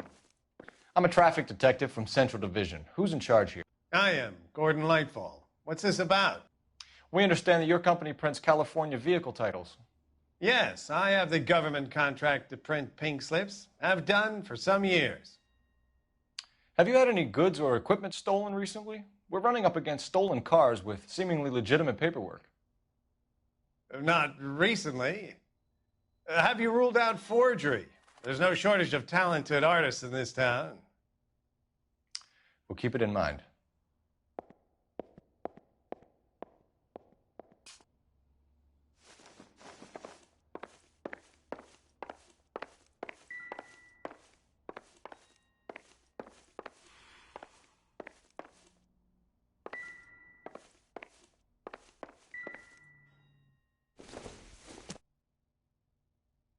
Optimistic, Cole.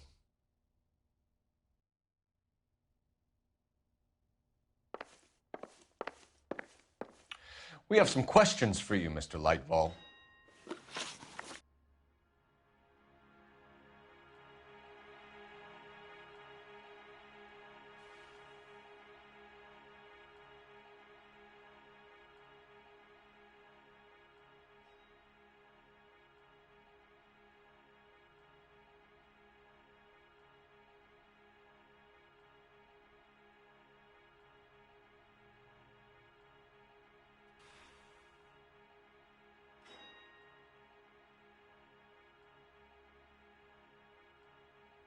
Mr. Lightfall, we're currently working 2 auto theft cases. Do you know anything about a car theft ring? Certainly not. Why would I get mixed up in a thing like that? We have suspects with legitimate pink slips that were printed here, Lightfall. You better give me something before I bring the whole department down here. Don't be hysterical, Detective. As a matter of fact, we had a similar problem a couple of years ago. A number of used car lots were selling blank documents to a criminal organization.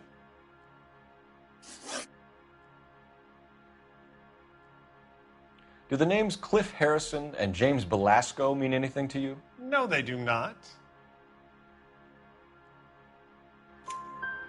Harrison bought his car from Coombs. The pink slip looks good, and that points the finger here. Do you have any employee trouble? No, I don't. They've all been carefully screened. Look, now that I think about it, the name Coombs sounds familiar. I think they may have been involved in stolen documents in the past. Do you have a delivery ledger, Mr. Lightval? We would like to cross-check against the Coombs Automotive Emporium. It's a little out of the ordinary, Detective. I'm not sure I can share those sorts of records. Hand it over, Lightball. You don't want us having bad thoughts about you, do you? Very well, but this really is irregular. Over here.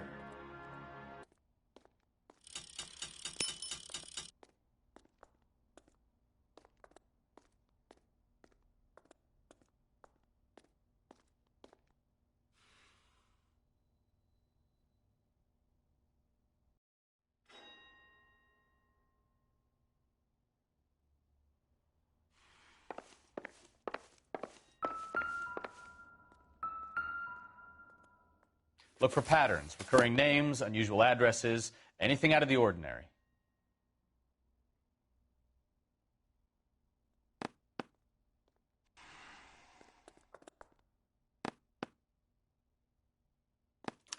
You certainly encourage repeat business, Lightval. This Mr. Bigelow is a good customer. Sorry to bother you, sir. We'll let you know if there are any developments.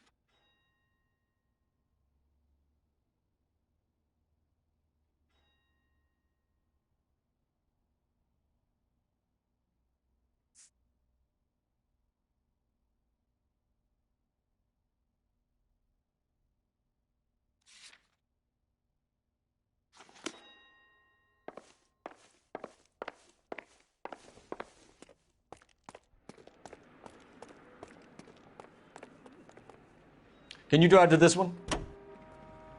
I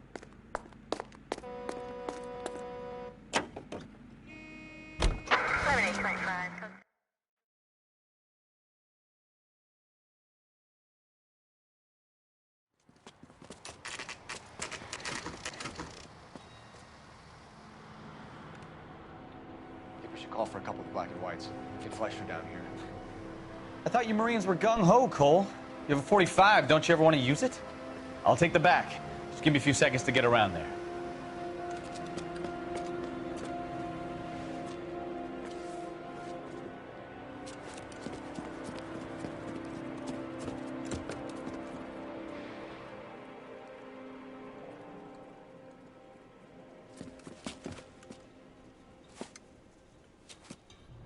Cole Phelps, LAPD.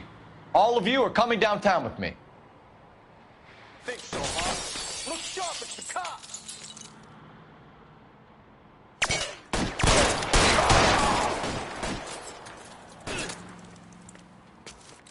Throw out the guns. There, line them up.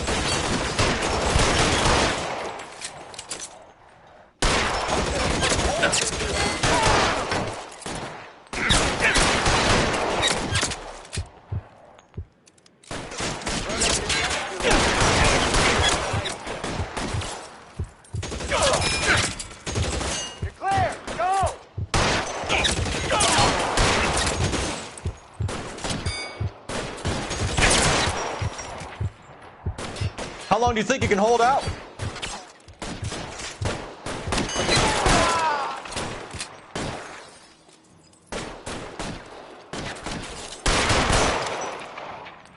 Let me see if I can put one.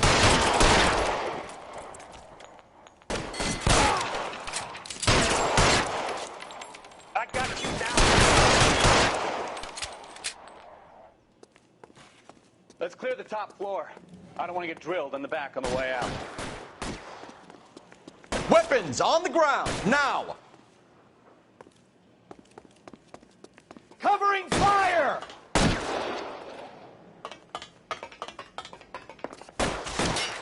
Find some cover!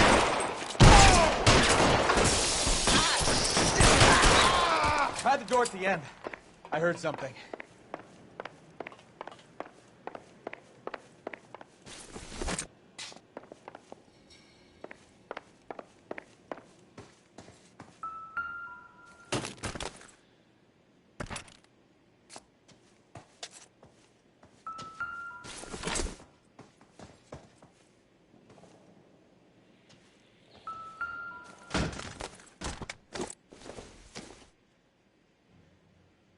Don't think this is anything.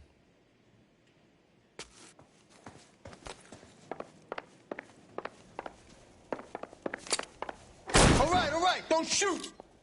Keep your hands up. Watch him, Bukowski. He doesn't move until I've tossed this place.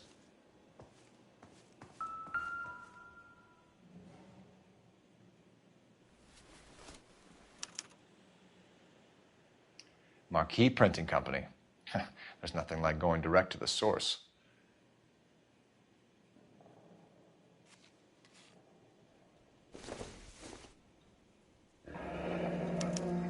Betting slip. Looks like Mr. Lightfall has been on a losing streak.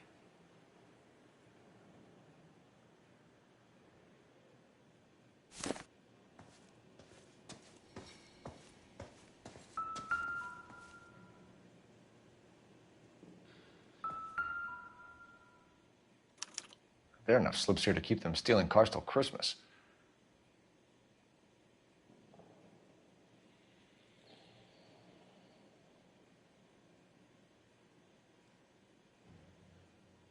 We've got a trail of pink slips and stolen cars that leads right to your door, Bigelow. You're in this up to your neck, but I don't think you're the man in charge. Make it easier on yourself. Give him up. I do work on cars for customers. You charge in here shooting up the place like it's the Ballad of Bulge. I can't give you anything. We know about marquee printing. You can make this easier on yourself by giving us your man on the inside.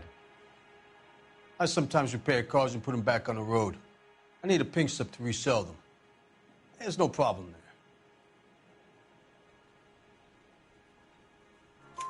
There are at least 4 dead men in this warehouse. A couple more.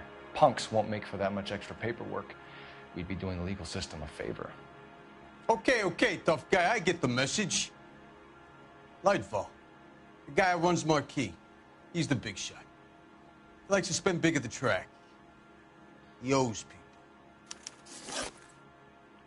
Lightfall, the guy with no luck at the track. Tell me about him. It's one of the guys lying over there. You're right. He has no luck. That's the best lie you can come up with, Bigelow? Hey, would I lie to you, detective? I'm not exactly in a good position here now, am I?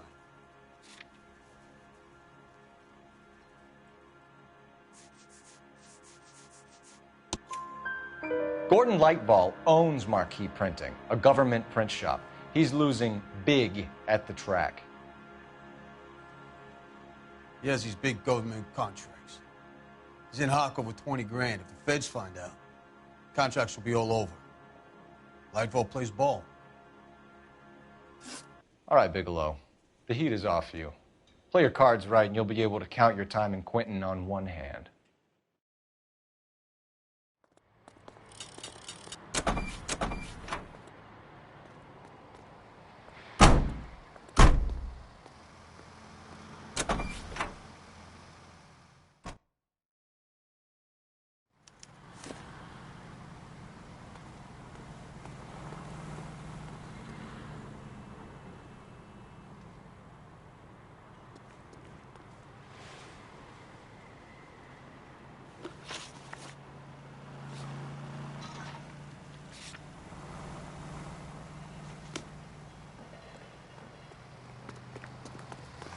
Damn, the cop.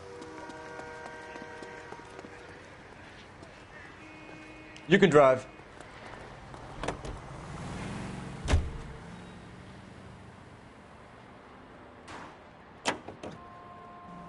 What a mess.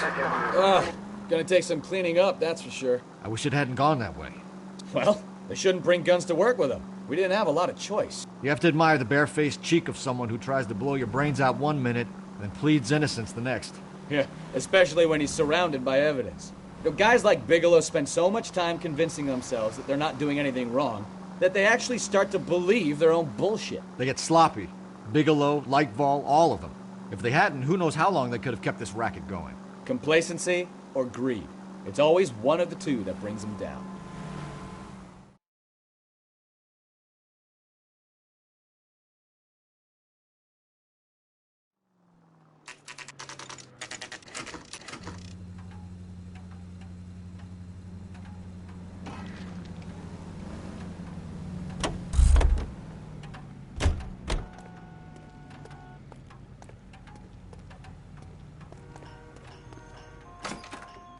You're under arrest. You again? This harassment is starting to wear thin. We found a box of pink slips in a warehouse full of hot cars. You signed for them, Lightball. I signed for all the orders and deliveries. You'll need something better than that, cowboy. Save it, Lightball. We already have all we need to send you down. I've had enough of this. You either produce some shred of proof, or I call my attorney.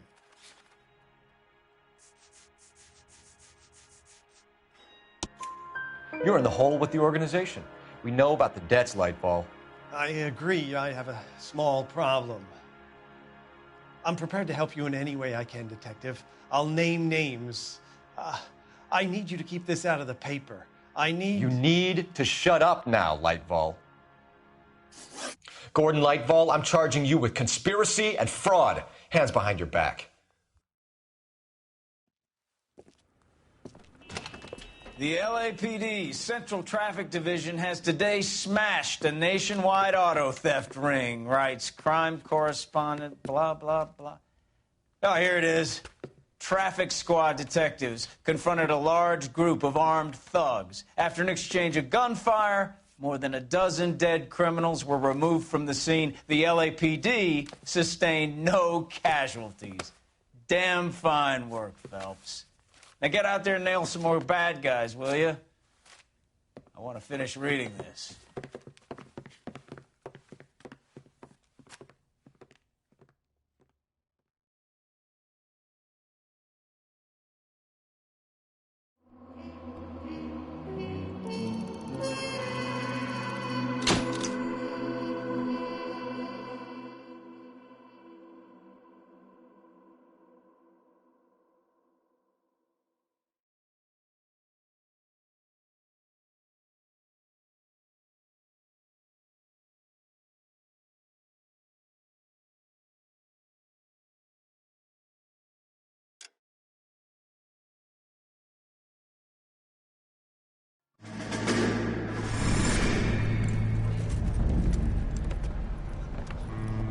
My family runs a shipping business in San Francisco. We used to have 2 ships a week to Tokyo. We've been in shipping for 2 generations, Hank. I've never been on a voyage anywhere. I feel like Odysseus in the beginning of his journey. The Odyssey took 10 years, Cole. This is the American century. America can rule the world after we win this war. We need to stay alive, Cole. These men are counting on us. Have you heard what the veterans are saying to each other? No. Golden Gate and 48. That's 4 more hard years of fighting.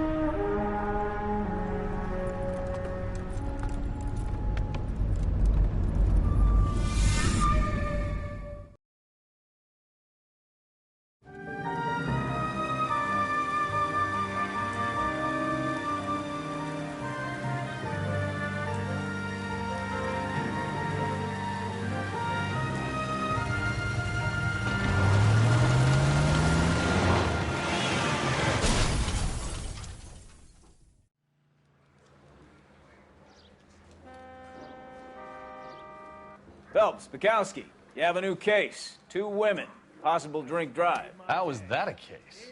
The broad says she was doped and that somebody tried to kill her. Where did this take place? That's the bit you're gonna love. Right across the street. What? A Chevy Style Line took a nosedive off the escarpment, fetched up underneath a Cola King billboard. Up to it, boys. We got bad guys to catch.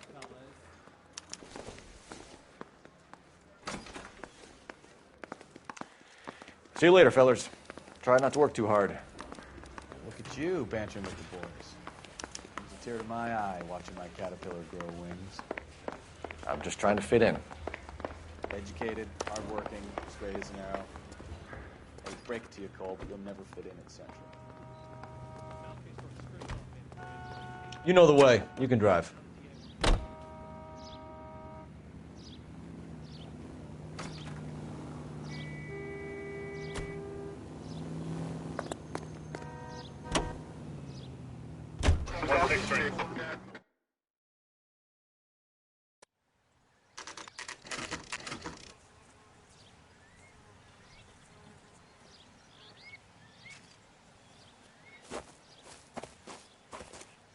Her face looks familiar. Well, that's June Ballard, Tarzan's sister, beast of the Amazon. She's married to Guy McAfee. The captain has moved to Vegas now, but the two of them still have juice. Phelps, traffic. Detective Phelps. Hey, Bukowski. Long time no see. You could have called this in by megaphone, Enrique. Phelps, this is Enrique Gonzalez.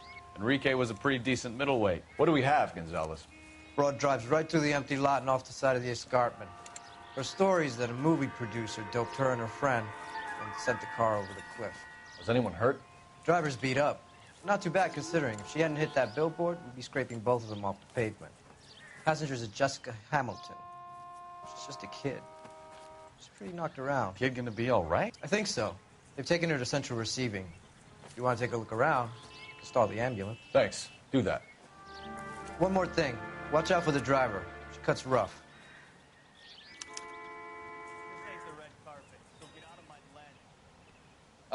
If you're looking for the coroner, he's down by the crash site.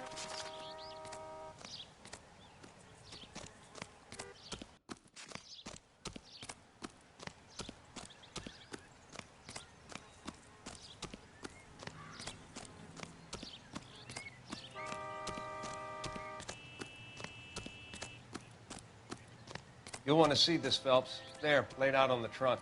And that isn't even the best part.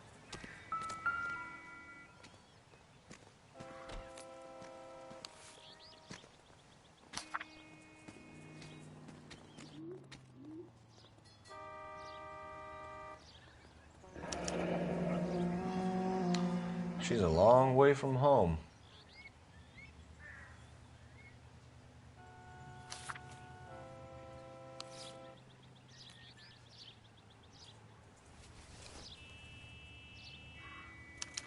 They've been torn off. Where did you find them? They were stuffed in the young lady's handbag. I'll run a trace for semen when I get back to the lab.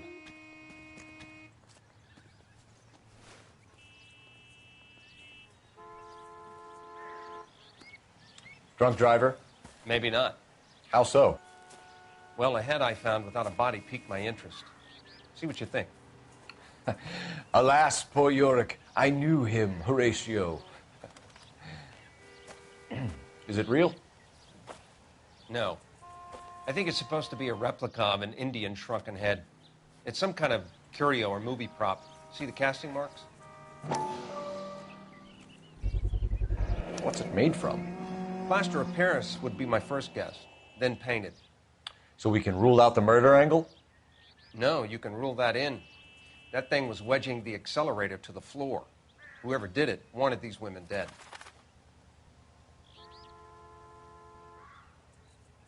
How does someone manage to tip their ride straight off a cliff? If the driver's in a fit state, we should ask. Help me out.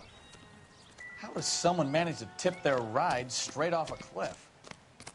If the driver's in a fit state, we should ask.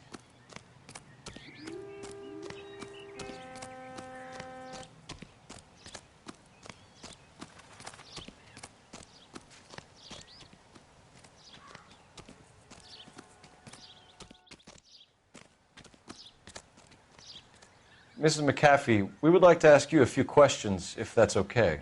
I prefer to use my maiden name, June Ballard. You might be familiar with some of my work. Can you tell us what happened here? You're kind of cute for a cop.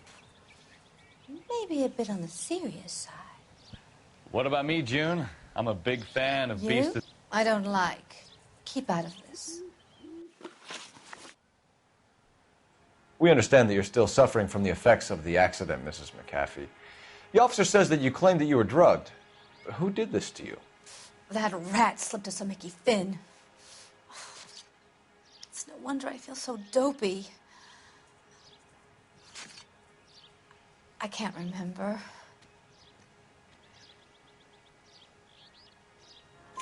It's a serious offense to withhold information from the police during a criminal investigation, madam. I told you to call me June. You're making me feel like an old lady. And don't bother your handsome head about this. My husband will settle the score with Mark Bishop. What can you tell us about the passenger in your car?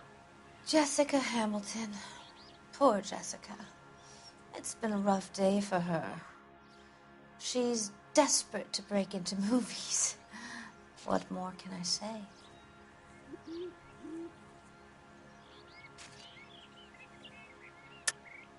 I think you're lying, Mrs. McAfee. I think something happened to Jessica yesterday before the crash. I'm offended, Sunshine. Do you have any proof?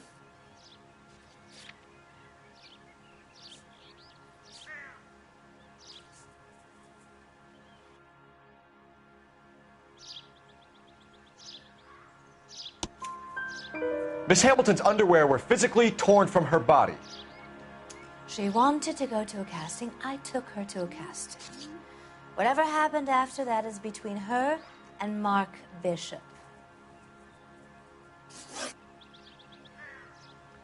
We found a shrunken head. It was used to tamper with your car.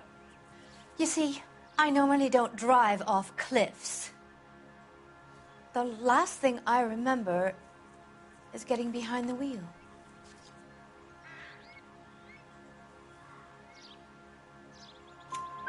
It's obviously some kind of movie prop. You must know where it came from.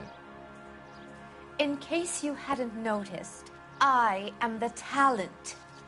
And the talent doesn't deal with props or sets or any of that kind of stuff. Why don't you ask Mark Bishop which prop house he uses? You mentioned a Mark Bishop. You think he might have had something to do with this? He is a movie producer. As for his involvement, you just leave it to me and my husband to worry about.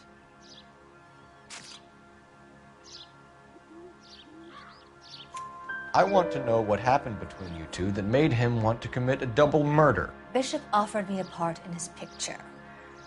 Then he withdrew it. Fact is, we had a deal. I pressed him on it, and this is where I end up.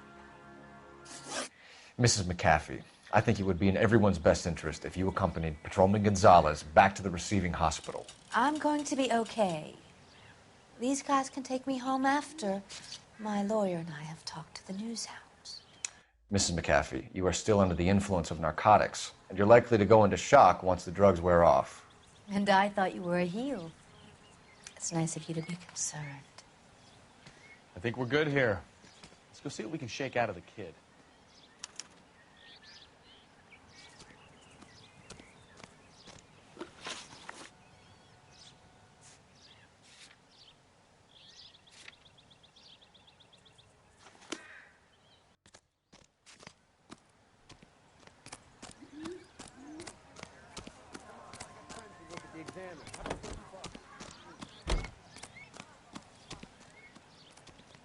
You can drive. KGPL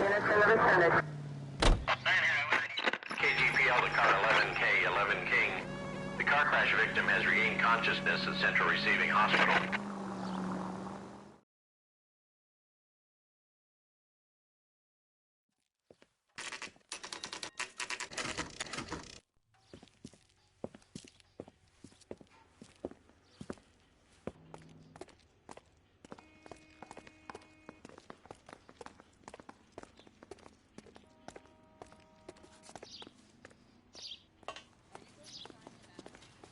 Hello, Detective Phelps, here to interview a Jessica Hamilton.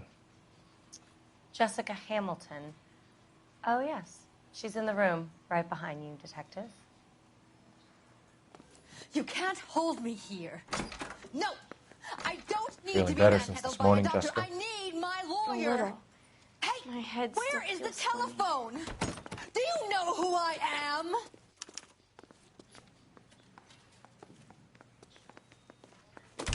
Hello, Jessica. My name is Cole Phelps. I'm a policeman. I'd like to talk to you about your accident, if that's okay. Okay.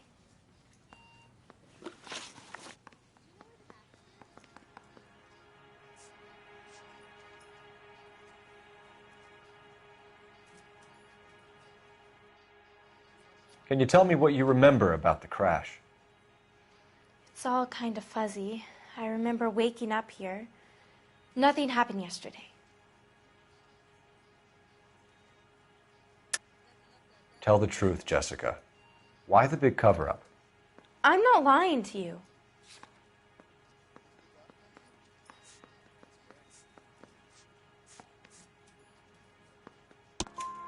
We found your underwear in your handbag, Jessica. You need to tell us what happened. The doctor told me what happened. I didn't want that. I just wanted to be a star, to be in movies. I told Junie what happened, and she told me to toughen up. That was the price of stardom. Did she now, cold-hearted bitch? It's not Junie's fault. It's not my first time. I had a boyfriend back home, but my father found out about him. Even if you consented, Jessica, you're still underage.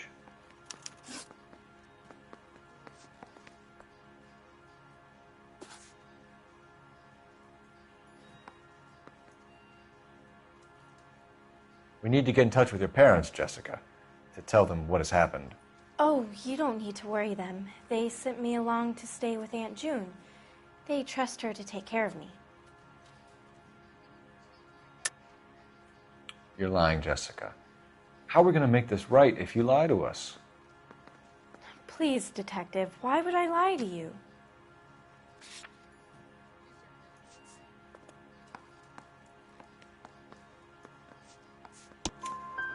Because you're a runaway, Jessica, and you don't have your parents' permission to be here. Now, do you want to tell me what really happened? I went with Junie to this strange place. It's difficult to remember. Someone gave me a drink to calm my nerves, and then I felt faint. I think I must have passed out.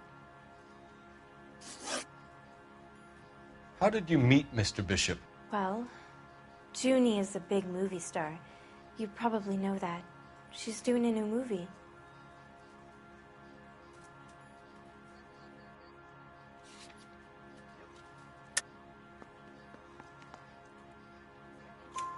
What's the story with Bishop and Mrs. McAfee? Why does he want the two of you dead? That can't be true. Mr. Bishop seemed very happy today. I mean, yesterday. And that's why he wedged a shrunken head against the accelerator pedal and punted the two of you over an escarpment? I overheard Junie speaking to him on the phone a couple of times. Screaming, really. She can be very hard sometimes, Junie. But they seemed okay yesterday, like they worked it out. I know what happened to you, Jessica. Where exactly did it take place? Please, it's scary. It's really difficult to think of anything. Jessica, I really need you to help me here. I remember the mermaid. Was the mermaid in the movie too? No, it was on the front of a building. We pulled up in front of the mermaid. Thank you, Jessica. You've been a big help. Here's my card. If you think of anything or you need some help, just get in touch, okay? Okay. I think it might be a good idea if you went back home till you felt better, Jessica. I couldn't do that, officer. What if I got the part and I wasn't there?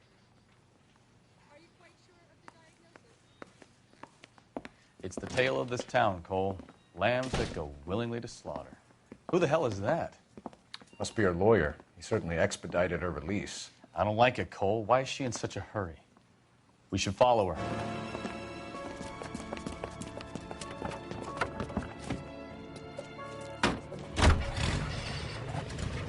There she goes. Come on.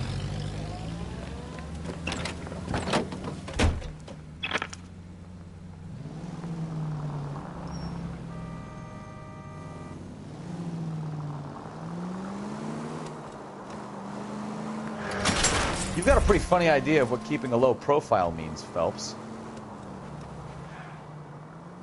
Ballard is definitely up to something. I'm out of here. Get the brakes, Cole. Give him some room.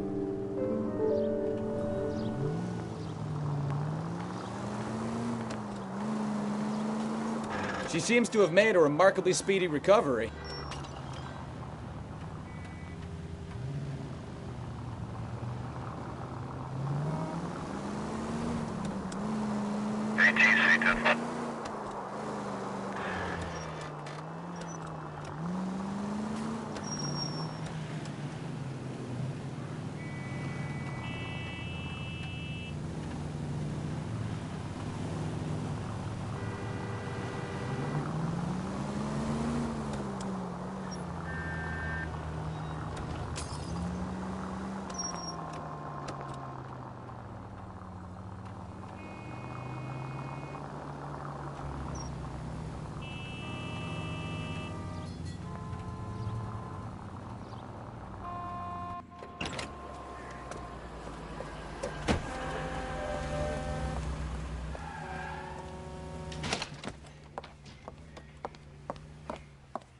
Get in there and see what she's up to.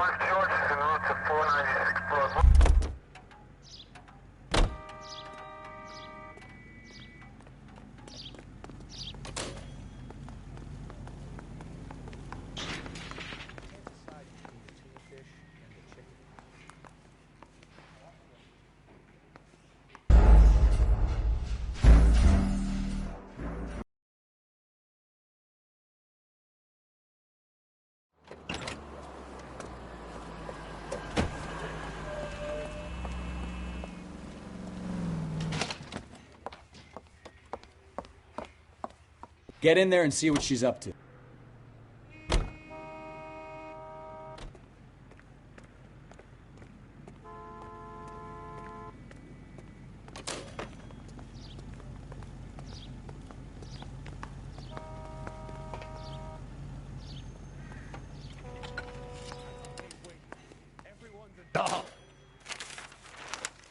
Baby?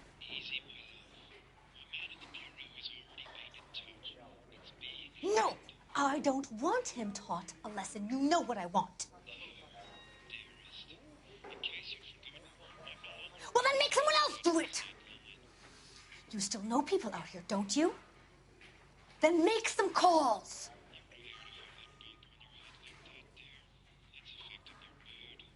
I'm gonna be very clear about this. You get this done, or I'm... Wilson's Hotel. Mr. Mark Bishop, that son of a bitch, lives in apartment 803. Sure, I got the film.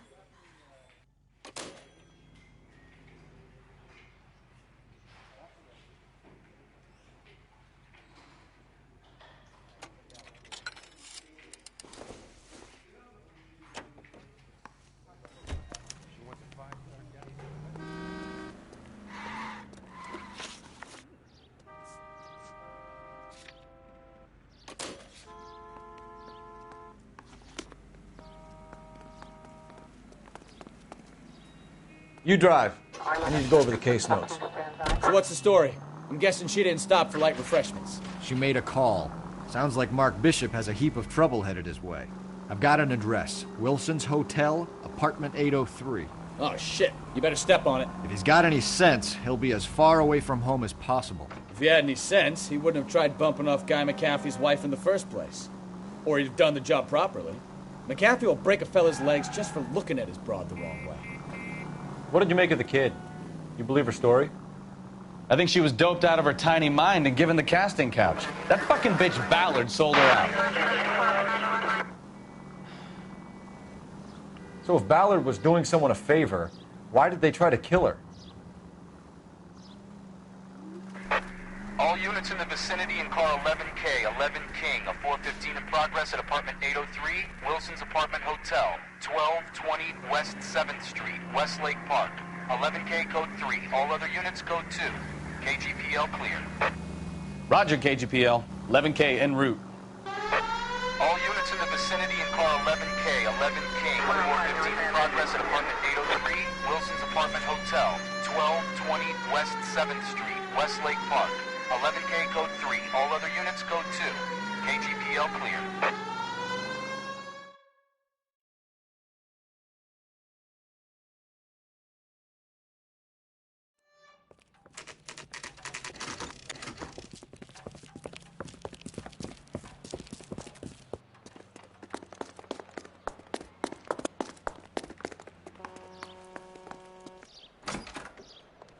I'm Detective Phelps. We received a call about a domestic disturbance in apartment 803. Oh, the detectives. Listen, Mrs. Bishop's pretty upset. Take the elevator and then left down the corridor. It's the last door on the right.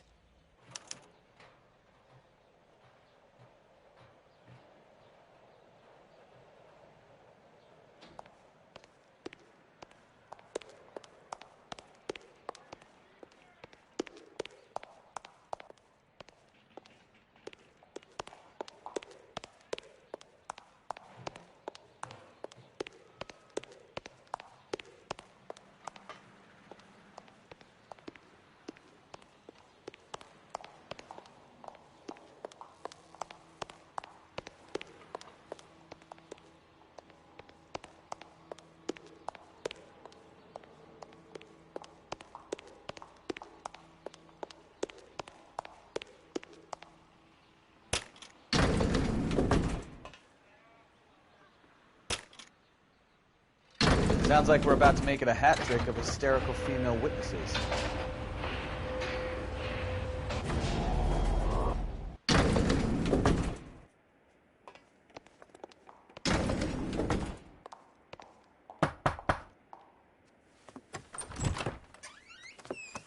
LAPD, ma'am. Are you in danger? I'm all right now. You just missed them. Horrible, awful men. Are you injured, Mrs.? Mrs. Bishop. Gloria Bishop. Please, come in, officers. I'll just need to sit down for a moment. Forgive me. That's perfectly normal, ma'am. Just look at this mess! We'll take a quick search of the premises, ma'am. You take a moment to gather your thoughts. I will. Thank you, officer.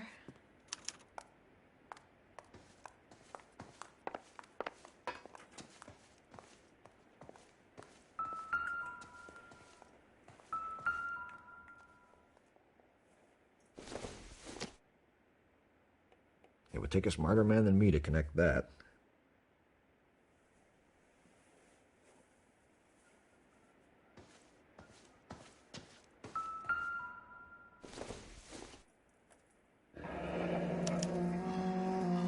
What do you have to do to earn $20,000?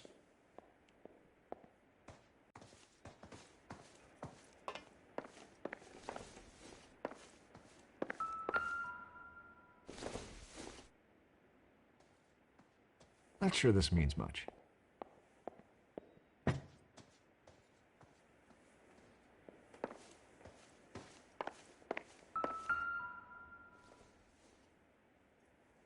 Presented to Mark.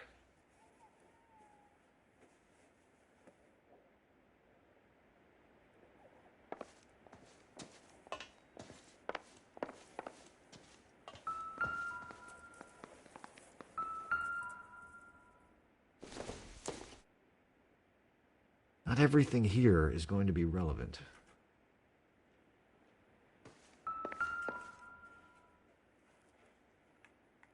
Great Wall of Babylon. A replica of a replica.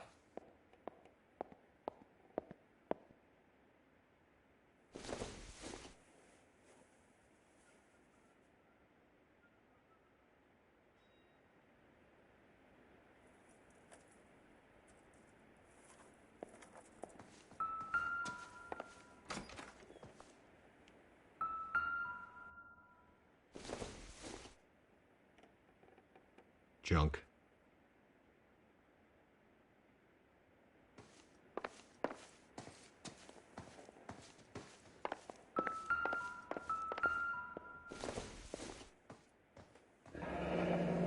Looks like we found our mermaid. Who are these men in the picture? My husband, Mark, and Marlon Hopgood. They work together on occasion. That's Hopgood's shop.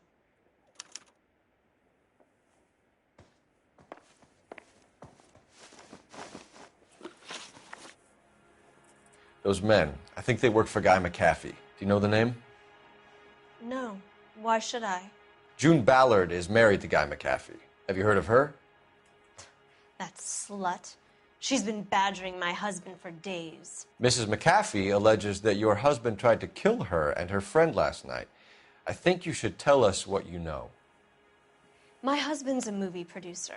This has something to do with his new picture. He doesn't include me in his business. June Ballard said she had a deal to be in his new picture. Mark repeatedly told her no. He had Joan Leslie lined up for the role. That's how he got the finance. June made all kinds of threats. She was very rude to me. You know June Ballard? We were both on the same picture a few years back. That's how I met my husband. Where can we find your husband, ma'am? He told me he would be on set. That's all I know. Either we find him or McAfee's people do, Mrs. Bishop. If you care for him, you should make sure that we find him first. I do care for him, but I don't really know where he'd go if he were in trouble. Hopgood might know. Why is your husband paying Lorna Hopgood $20,000? Lorna? Marlon's ex-wife? Are you sure?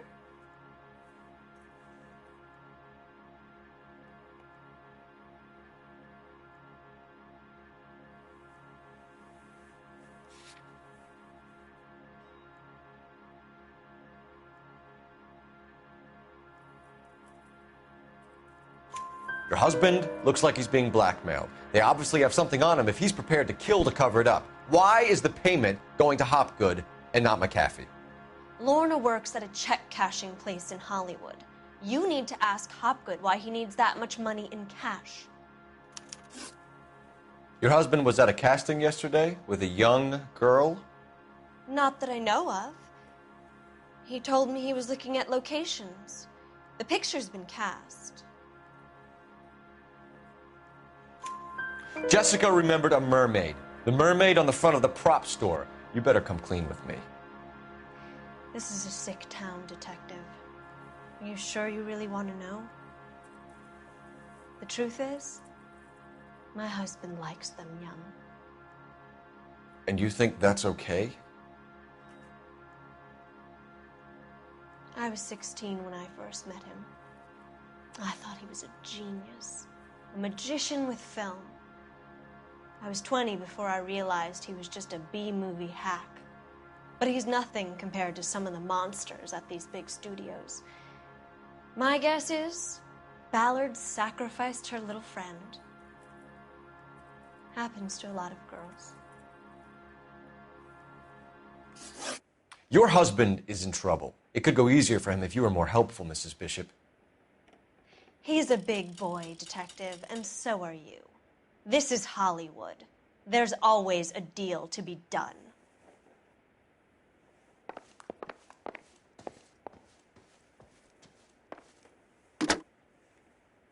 Operator, give me dispatch. Putting you through now. Phelps, 1247. How could I help, Detective? I need a location on a silver screen prop store. Just a moment. Silver Screen Props, corner 3rd and Figueroa. Thank you.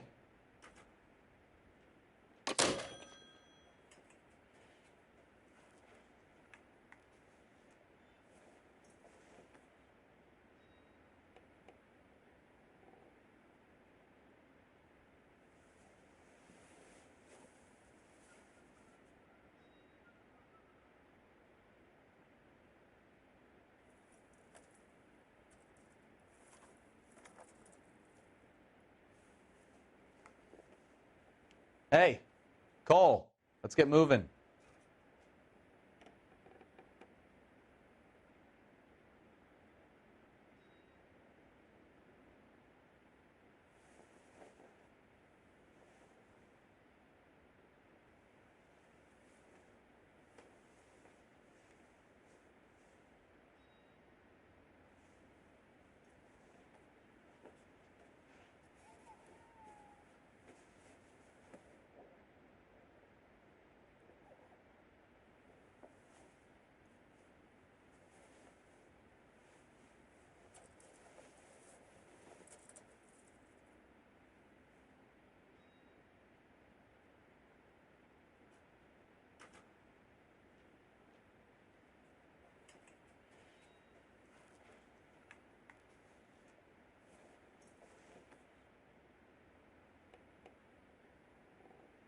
Cole, we've got things to do.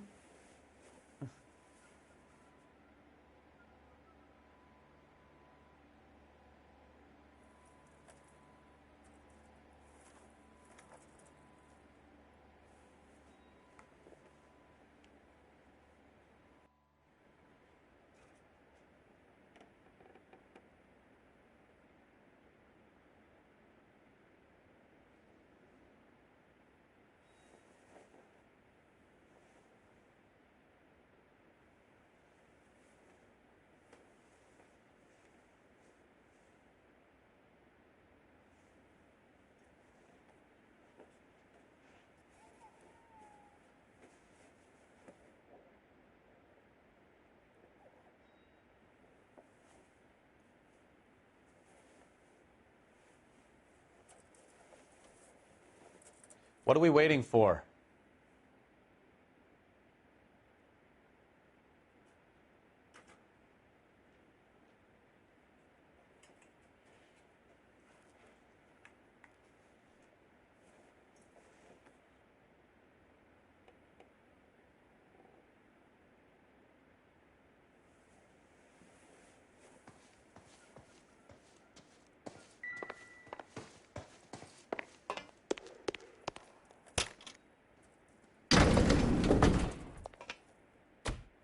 An aging movie star, a wannabe starlet, a movie producer's wife. We're finally rubbing shoulders with the almost rich and famous. And from the stories they've given us, clearly none of them can act.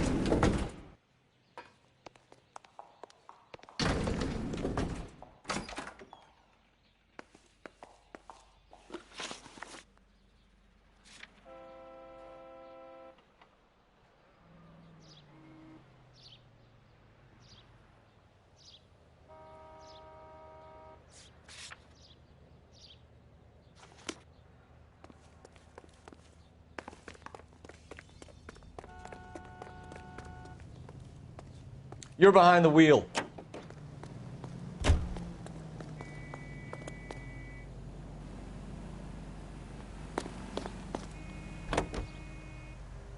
Mrs. Bishop knows more than she's letting on. She doesn't seem to realize how much trouble her husband is in.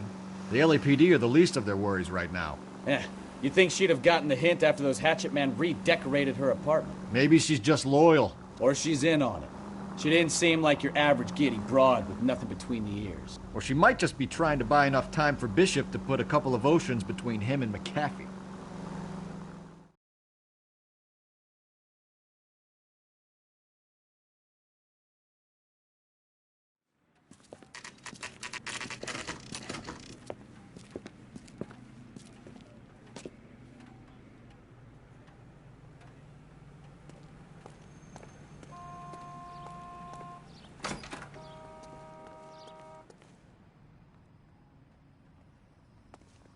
Phelps and Bukowski, LAPD. We're investigating the attempted murder of June Ballard and Jessica Hamilton. Christ. I'm Marlon Hopgood. How can I help? You hold castings here? How'd you hear about that? I got a little soundstage out back. Lead the way.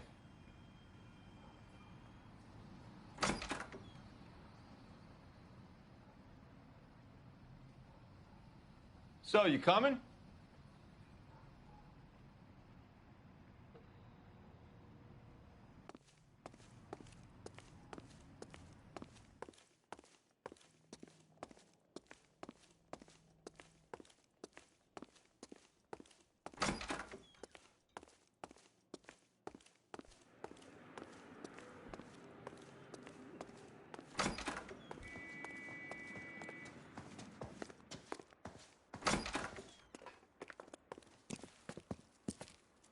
Keep him here, Stefan.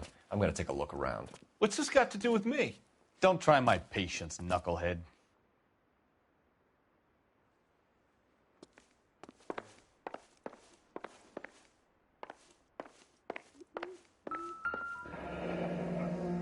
Turn off the lights, Hopgood. Why would I want to do that? Humor him. One-way mirrors. There's a room on the other side. Huh. Well, well. Find a way into that peep den, Phelps. I'll stay here and keep our pervert company.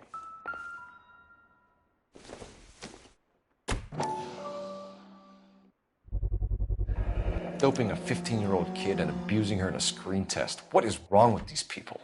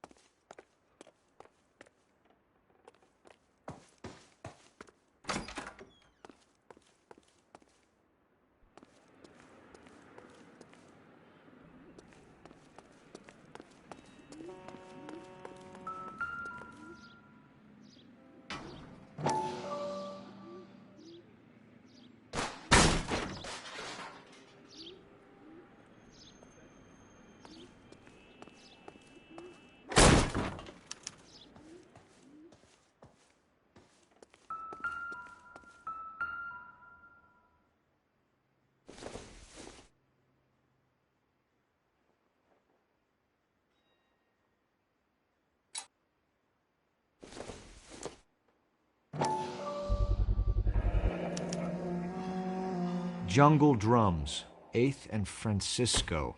Attention, Mark Bishop.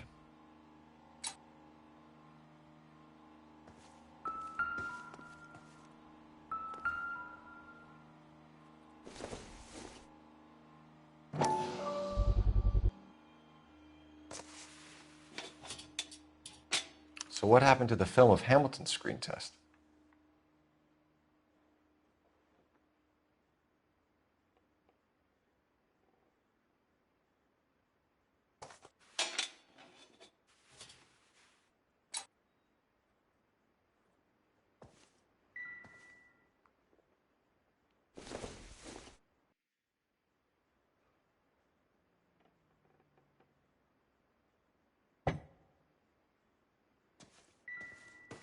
I wonder if they saw this, how many budding starlets would still get on the bus to come to Hollywood.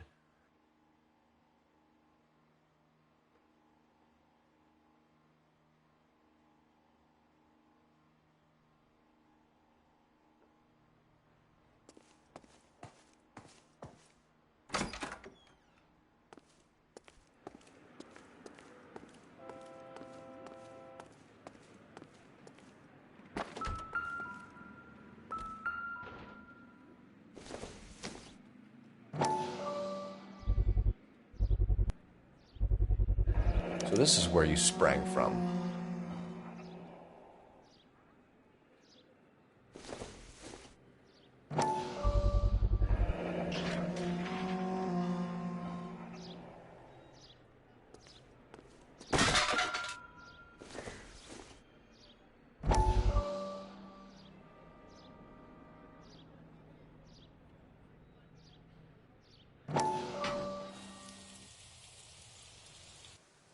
Listen, I have to call you back. I got some business here. Sit down, Courtney. This is Mickey. Mickey, this is Courtney Sheldon. What would you like to drink? Scotch. Straight up. I hear you're back at school learning to be a doctor, kid. Yes. That's right, Mr. Cohen. So you want to be a doctor and a dope peddler. Interesting combination, huh? Do we have a problem, Mr. Cohen? We might have, yeah. Selling your dope to my boy Lenny looked like a good move, but Lenny has been supplying, wholesale, so to speak. The Bindle boys in this town aren't used to the juice without a little of the middleman taking his cut. Lenny promised that wouldn't happen, Mr. Cohen. And Lenny works for you. What can I say about Lenny? Let me think. Oh yeah, he's a putz. And he's lazy, and he's greedy, but he's my wife's brother. And how can you make a cake with those ingredients, huh? Peace. So how is that my problem, Mr. Cohen? Well, kid, the only way we're going to be able to make this work is to do some repackaging. We need to get the dope out of those dinky little cardboard boxes and... Surrettes. Yeah, Surrettes. Great. We can put it into a big vat so we can water it down a little bit. I won't bore you with the chemistry, but it doesn't work that way. You're likely to kill even more people. Okay, listen. We want to buy you out, kid. I'll offer you 50 grand. Hey. Hey! You don't like my offer?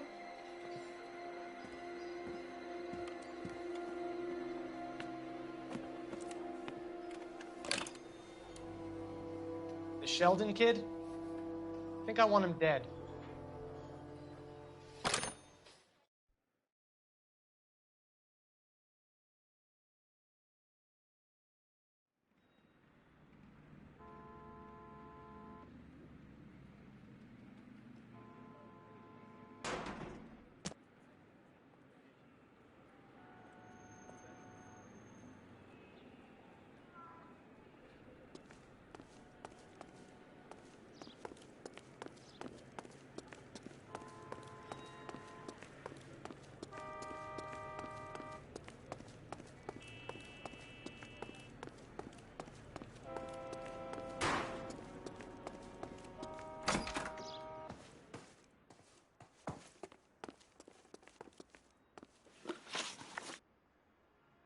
You ever do any work for Mark Bishop?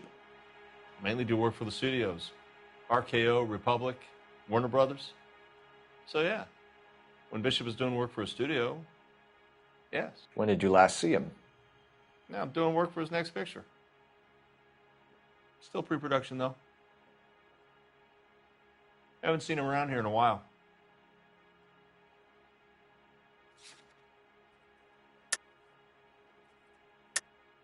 I know you're lying, Hopgood. Bishop was here, and you know exactly what he was doing and what he left lying around afterwards. You come in here without a warrant, and now you start throwing your weight around?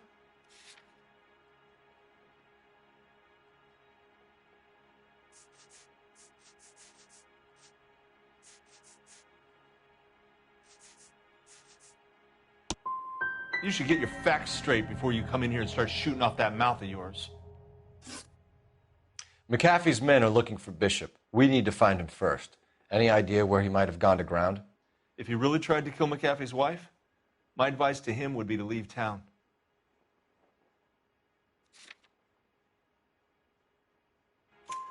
You're delivering props to Jungle Drums on 8th Street? Bishop is using that old rundown wreck of a set. That place is dangerous. But it might be a good spot to hide. That's all for now, Hopgood. We're taking you in. Phelps. Roy Earl, advice. Hold on a moment. This is clearly a vice case. You've been roughing up my informant? Hopgood is a vice informer? Yes, he is, Phelps, and a very important one. Look at that mug. Have you been upsetting these two officers, Marlin? So we just drop it? You do if you know what's good for you. You need to catch the movie producer before an angry husband does, from what I'm hearing. I'll be making a full report to the captain, Detective. You do that, kid. We're all very impressed with you. Let it slide, Cole. Let's get out of here. Detectives. Johnny Goldberg. You work for Mickey C. That's right, detectives. You wouldn't happen to know the guys who roughed up Mrs. Bishop earlier today by any chance? No, not us. We don't do that kind of thing. It's the husband we'd like to talk to. This is a police matter. You don't want to be taken in for obstruction of justice, do you, boys? You could try the obstruction rap, but it won't stick. We could beat that. You've had your 10 cents worth, gentlemen. Bishop knows how the world works. Mrs. McAfee hits him up for a movie part. Happens every day. But Bishop takes it a step too far and tries to rub out Mrs. McAfee. Naturally, Guy is going to get upset. What made you think Bishop would be here? We figure he might be planning a little accident for Hopgood, too. Those two guys have got some unfinished business. You let us know if you find Bishop. Guy McAfee can be a very generous man. I'm only going to warn you once, gentlemen, to stay out of this. This is a police matter. We will be bringing Mark Bishop into custody. At least he's polite. Kind of dumb, but polite. But I'm a lot less polite, you smug son of a bitch. So let me put it in ruder terms that even a pair of blockheads like you might understand. The only reason that you don't have bars on your windows already is because you're small fry. And we don't waste our time on small fry. You stay away from Bishop, and you stay away from me. Is that clear enough for you, asshole? Now run along back to your boss so we can pat you on the head and tell you what good boys you are.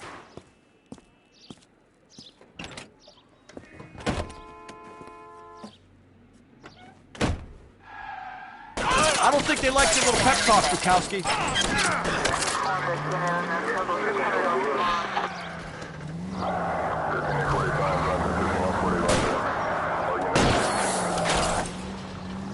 They really don't want anybody getting to Bishop before they do. I'll try for the tires. Keep your foot down.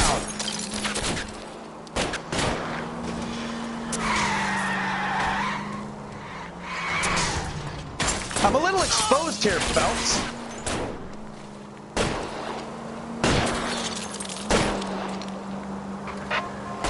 We need to lose those fools, Phelps.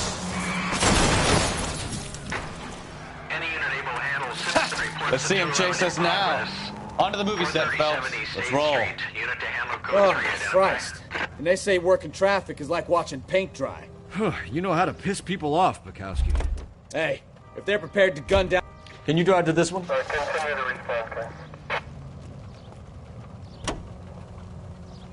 Seems like we're the only ones who want Bishop alive. I have a good mind just to let him go work on the son of a bitch. I'm about done putting my life on the line to protect some child molester. That's our job, unfortunately. They don't get to dole out the justice.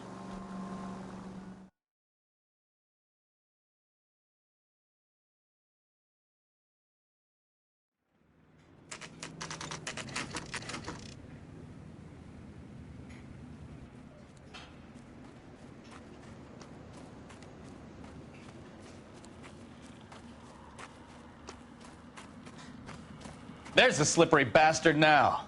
No. God damn it! Mark Bishop, stop! LAPD! Get him, Phelps. I'll cover the exit. 11K calling KGPL, requesting assistance at 8th and Francisco, the abandoned movie set. My partner is pursuing suspect on foot. Code 3, KGPL. We're trying to help you, Bishop. This is all a big mistake!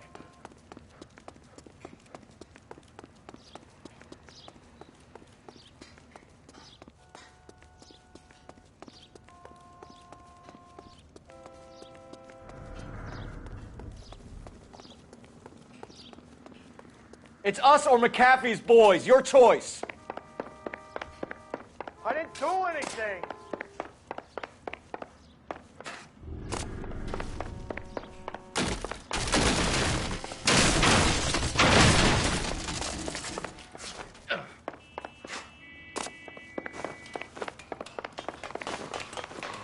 Get the hell out of here, you goddamn maniac! Bishop, that's enough.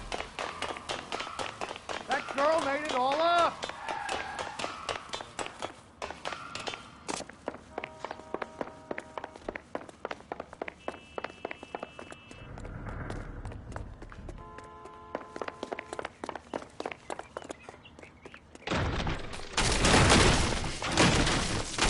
Don't make this any harder on yourself, Bishop.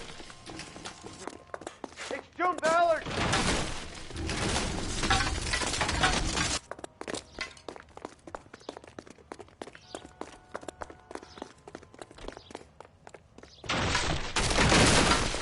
Hands in the air, Bishop. Move another inch and you're dead. Mark Bishop, you're under arrest for the attempted murder of June Ballard and the rape and attempted murder of Jessica Hamilton. All right, I'll come quietly. Just don't kill me. If you found me, then McAfee's goons will too. Oh, we need to get out of here. All right, but you stay close. Any tricks, and I'll save McAfee's boys the trouble. Follow me. I know another way out of this place.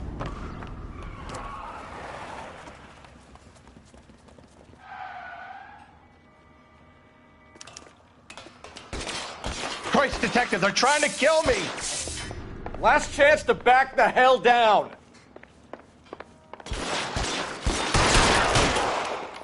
It's this way.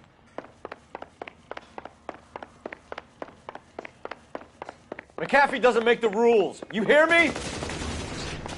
Kill them, for God's sake! I don't want to die!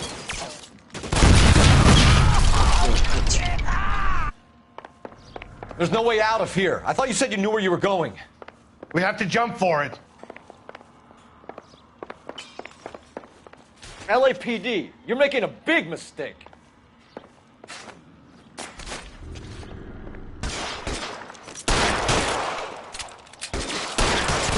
this way. Is this really the best McAfee's got?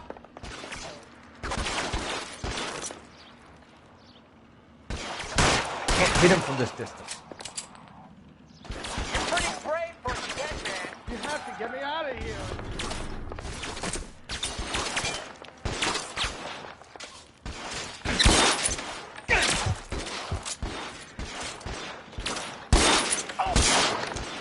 This is insanity.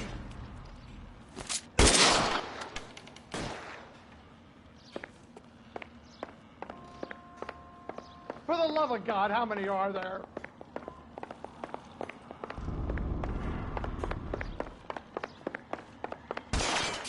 Weapons on the ground!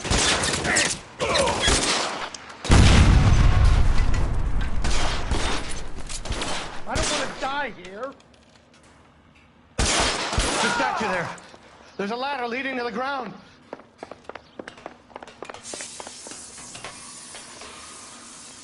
This is all Ballard's fault.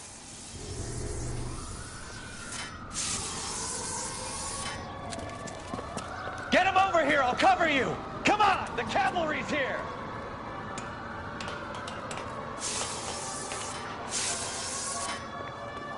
There's an army of them. We're done.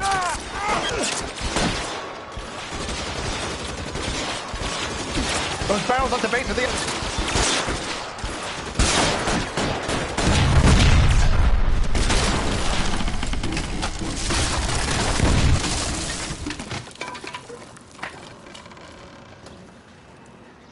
Follow me. We need to get him to the I should have car. known that bitch was trouble.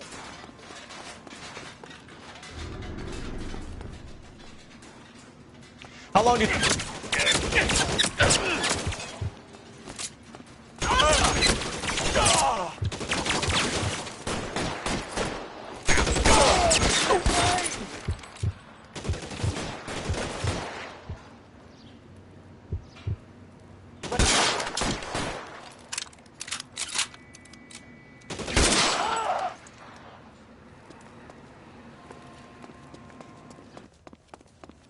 Come on, let's keep moving. Get him to the car. I can cover you from here. You're almost there.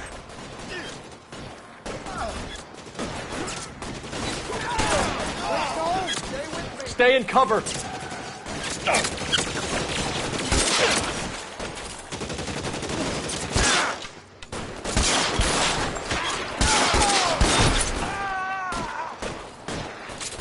Follow me.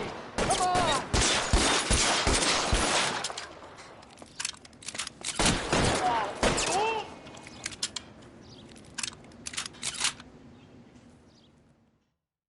Now, this is what I call a result. Mark Bishop, erstwhile film producer, an all-around piece of shit, catches a fast ticket to Quentin for snatch, rape, and attempted murder. So he gets to spend the next 15 years playing sissy instead of sticking it to little girls. That is justice with a capital J, Detective Phelps. You've developed such a reputation, I'm not going to be able to hold on to you any longer. You're getting promoted. Go on, get your new assignment. It was good working with you, son.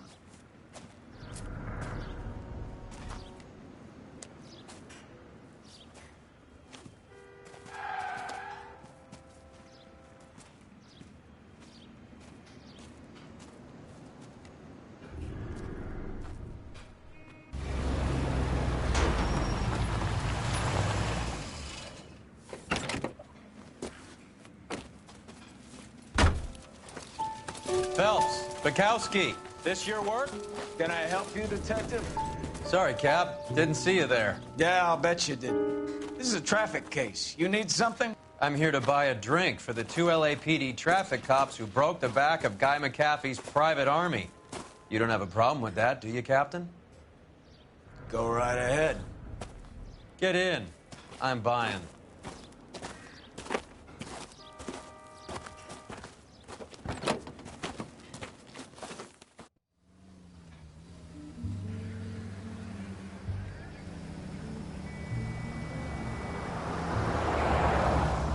You'll like this place. A lot of movie people hang out here. You like jazz, Cole? The hopheads love it. Sure. I guess. Big bands and swing I can understand, but this bebop palaver? How are you supposed to dance to that?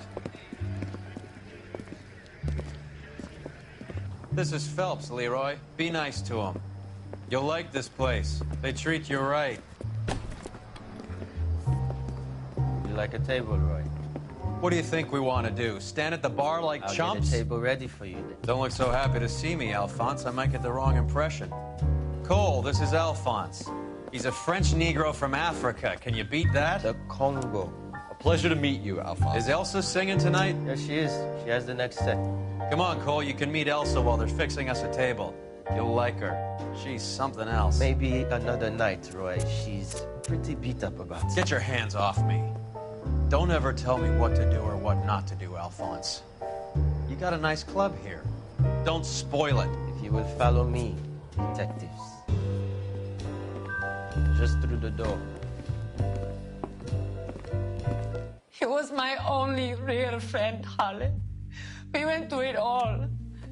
Do you realize what he meant to me? Of course I do. You have no idea. You said it was construction work. It was an industrial accident, Elsa. How can I be held responsible? Elsa, are you going on? Louis, for God's sake, he was my best friend. The only man who ever loved me without putting his hands on me. Hi, Elsa. Here's someone I'd like you to meet.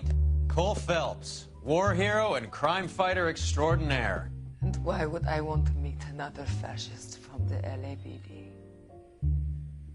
Sorry about this, Cole. What an evening I'm having. First a Negro puts his hands on me, and then this. Who do you think you're talking to, you German junkie whore? Don't you ever forget your place with me again. Do you hear me?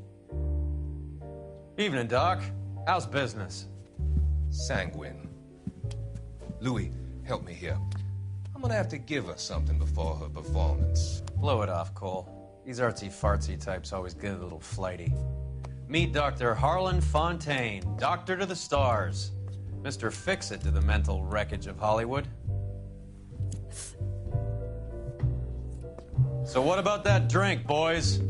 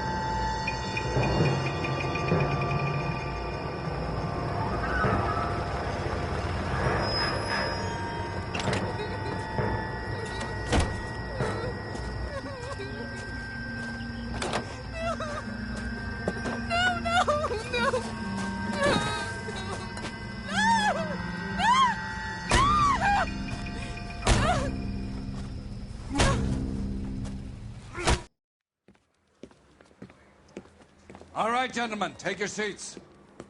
Let's get this over before lunch. Floyd Rose at the homicide squad has decided to take early retirement. We will all miss Floyd and the steely edge he brought to his police work. The department has arranged a wee drink at the Galway Arms to quench the mighty thirst a man gets from 25 years of police work. Floyd's departure leaves a place at the top table, and the chief has seen fit to promote Cole Phelps from burglary to the homicide desk. Stand up, Phelps. Take a chair.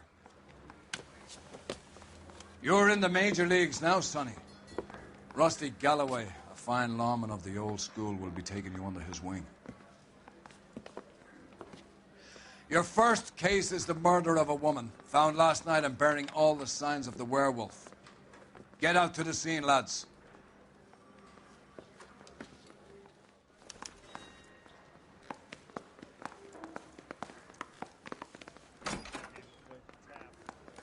Say all's fair in love and war. Do you have the address? It's been all over KGPL. It's off Temple Street, between Belmont and Glendale. I want to make her.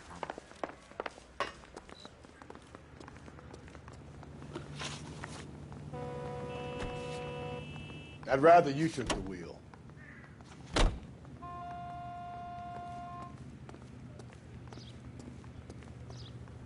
You can drive. What happened to Rose? Parker wants the chief's job. Word is it's either going to be him or Thad Green. So they're both clearing the decks. So where does that leave you, Galloway? Leaves me saddled with a chump like you, Phelps. I didn't ask for you, and I don't want you, so keep it to yourself. See if you can learn something about seeing how a real cop operates. What did he mean by the werewolf? Vidalia. The Daily News came out calling him the werewolf killer. The Examiner came up with the Black Dahlia. We any closer to catching him? Not a chance. 6 months and hundreds of guys running down leads, and we got nothing. You don't think this has anything to do with it? No, I don't. 90% of murders are domestic, Phelps. Some guy gets into a beef with his wife, he takes it too far. This will be the same. But cutting someone in half and leaving them off the sidewalk, that's a one-off. Why so many women this year? Because of the war. You should know that. Guy gets to kill people every day in combat. Comes home, he's expected to take lip from his wife. What do you think's going to happen? It's that simple. Like I said, most of the time it is.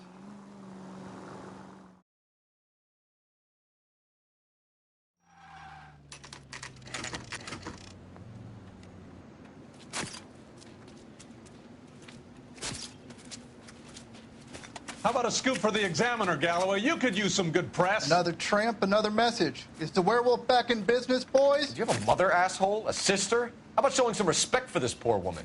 Let us do our job, and Detective Galloway will give you a statement later. He's good, Rusty. He even sounds genuine. That's Phelps, guys. The war hero. Defending the honor of murdered humps. Get used to it, Phelps. Moving along, guys. You got your pictures, you got your headlines. Now scram.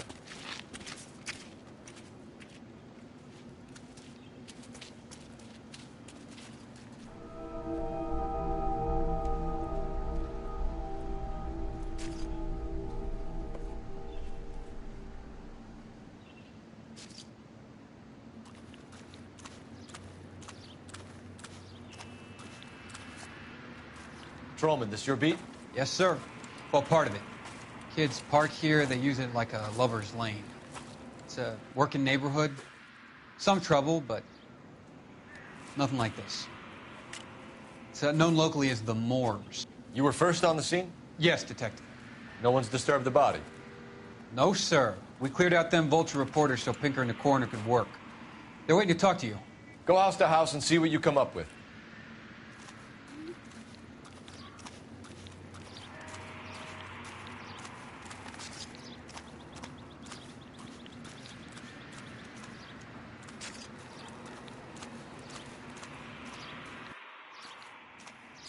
Carruthers. Phelps. You make homicide? Looks like it. Galloway has been making me feel welcome. I bet he has. Has the scene been secured? Patrolman Houlihan saw to it. The victim's personal effects are still where they fell. Cause of death? It could be the head injuries. She has been badly stomped.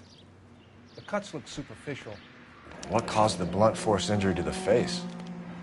Could be anything from a baseball bat to a lug wrench. I'll have more details after the autopsy.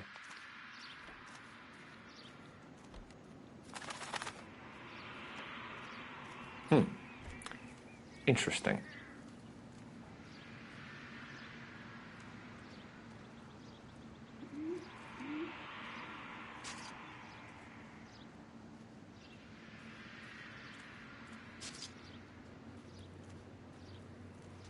What about this wound on the finger? Something removed. A ring, most likely. I assume it was taken post-mortem.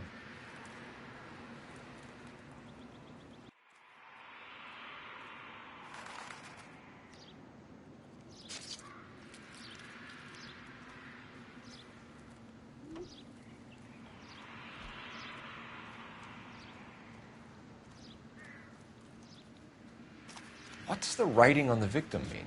BD. Black Dahlia? Tex? Your guess is as good as mine. Could be something to it, or it could be the killer's trying to throw you off the scent. Either way, I'll run tests on the lipstick. Any idea of the time of death? From the temperature, I'd say after midnight. I'll confirm with you later.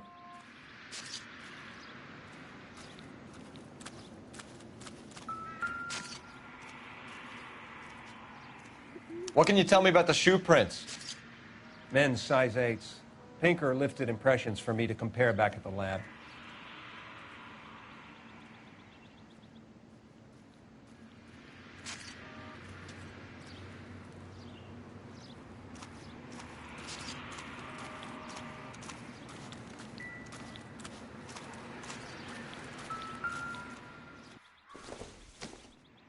Looks like some kind of puzzle or parlor game.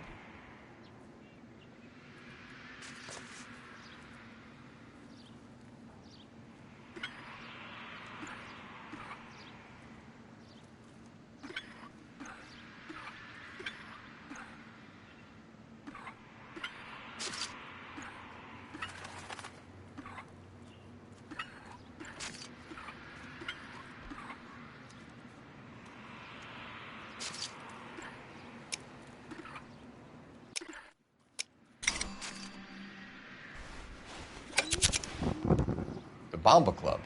Why steal a table lighter?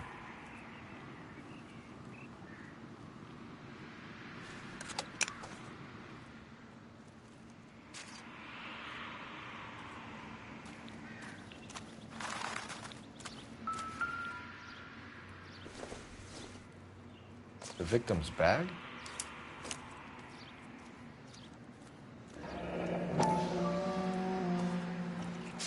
Looks brand new. Can't be the one used on the body.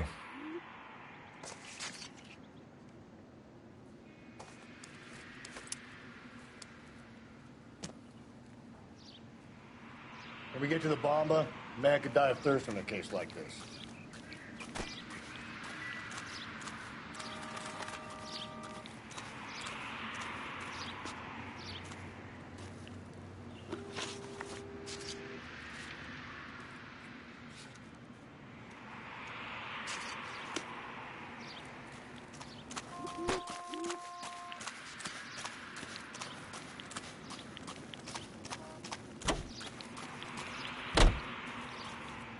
You drive.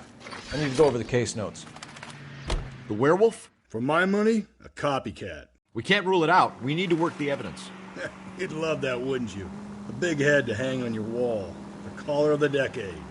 You've been working evidence on BD case for 6 months and got nicks. There's a difference, Rusty. Oh, yeah? I just started working it today. Okay, Oddshot. What's more likely? The werewolf comes back around, leaving us a note on a corpse? He clearly has a thing for power. Power over women. Why not power over the police department as well? Let me finish, Phelps. A guy opens his mouth again after 6 months of stum. Or some opportunist who's been reading about the BD figures he'll rip off the MO and get himself a freebie. That's not totally fantastical. You know, the Examiner and the Daily News might be good at coming up with monikers, but they're terrible for police work. There's a reason we didn't get the son of a bitch after the short murder. It was them, locusts. Where do you think the werewolf killer is now? Dead by his own hand, stationed somewhere else with the armed forces. San Quentin, another town, another country, who knows? So, Phelps, I understand you want to turn this into a big case, but it doesn't work like that, all right? A case will come and find you. Can't make it something it ain't, understand? So you don't think the werewolf has continued to operate in the Los Angeles area? No chance. We would have found him.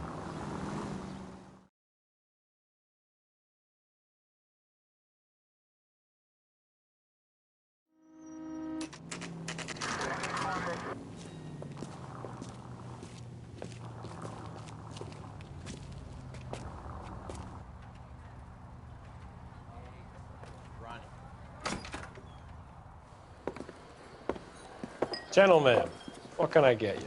Phelps and Galloway, LAPD. Were you working here last night? Yes. How can I help, officer? You can start with your name. Garrett Mason. You're the regular bartender on nights? I'm a temporary barman. I work for an agency. I fill in at bars across town. Do you remember a woman who came in here last night? 5'7", about 110 pounds, blonde hair, about 40 years of age. You mean Celine Henry? Yes. Do you know anything about her? I don't. But the owner, Mr. McCall, serves her most nights. Would you like to speak to him? I would. He sits at the back of the club. Wears a hibiscus. You can't miss him. Is there anything else? Fire away, Phelps. I'll stay here. I'm a little parched. Pour me 3 fingers of rye.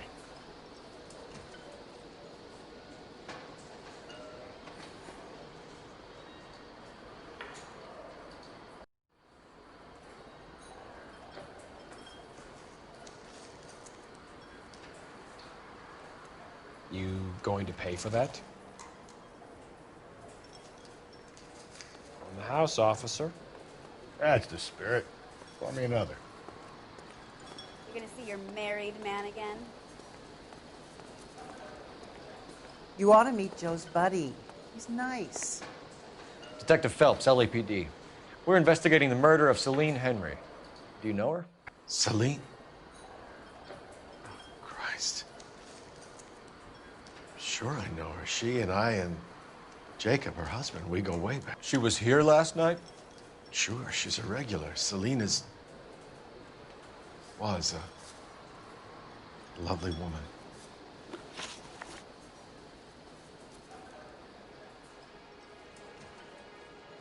Was Mrs. Henry here with anyone last night?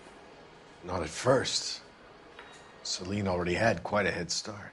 But she attracted attention? Certainly. A few gentlemen became very enamored with her and her stories. One guy in particular. How about a name? This is a murder beef, McCall. You don't want any adverse publicity for this place, do you? If I had names, I would give them to you. I like Celine. I'd like to see you get whoever did this. Clear on that?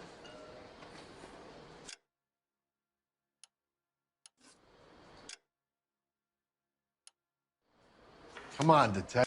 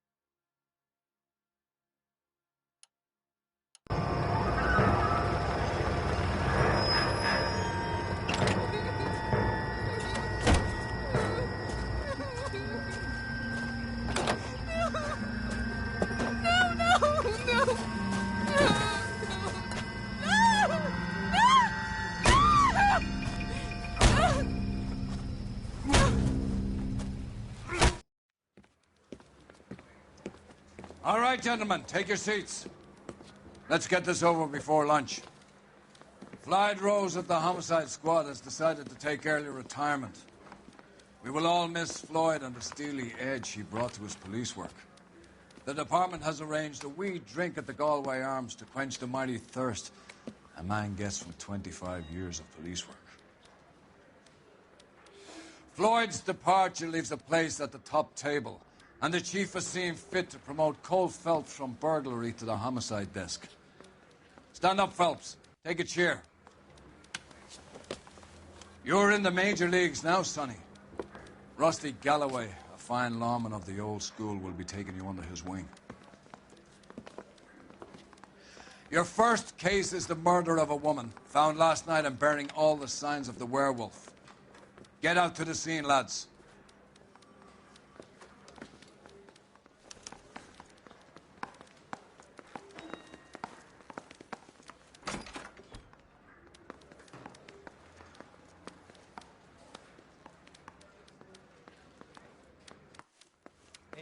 I gave his life a tap. Do you have the address? It's been all over KGPL. It's off Temple Street, between Belmont and Glendale. That's that cop.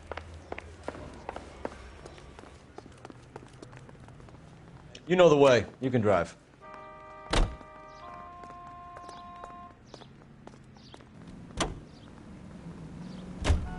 What happened to Rose? Parker wants the chief's job. Word is it's either going to be him or Thad Green. So they're both clearing the decks. So where does that leave you, Galloway? Leaves me saddled with a chump like you, Phelps. I didn't ask for you, and I don't want you, so keep it to yourself. See if you can learn something about seeing how a real cop operates. What did he mean by the werewolf? The Dahlia. The Daily News came out calling him the werewolf killer. The Examiner came up with the Black Dahlia. We any closer to catching him? Not a chance. 6 months and hundreds of guys running down leads, and we got nothing. You don't think this has anything to do with it? No, I don't. 90% of murders are domestic, Phelps. Some guy gets into a beef with his wife, he takes it too far. This will be the same. But cutting someone in half and leaving them off the sidewalk, that's a one-off. Why so many women this year? Because of the war. You should know that. Guy gets to kill people every day in combat. Comes home, he's expected to take lip from his wife. What do you think's going to happen? It's that simple. Like I said, most of the time it is.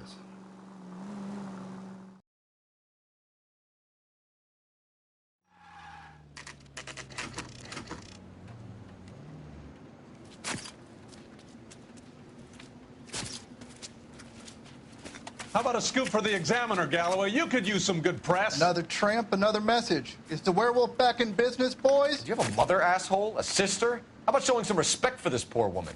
Let us do our job, and Detective Galloway will give you a statement later. He's good, Rusty. He even sounds genuine. That's Phelps, guys. The war hero. Defending the honor of murdered humps. Get used to it, Phelps. Moving along, guys. You got your pictures, you got your headlines. Now scram.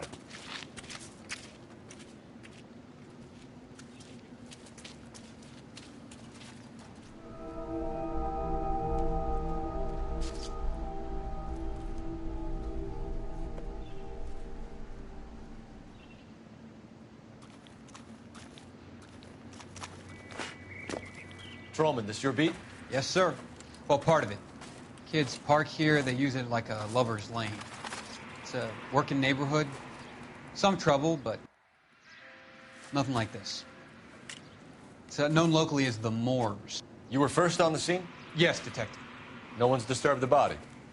No, sir. We cleared out them vulture reporters so Pinker and the coroner could work. They're waiting to talk to you. Go house to house and see what you come up with.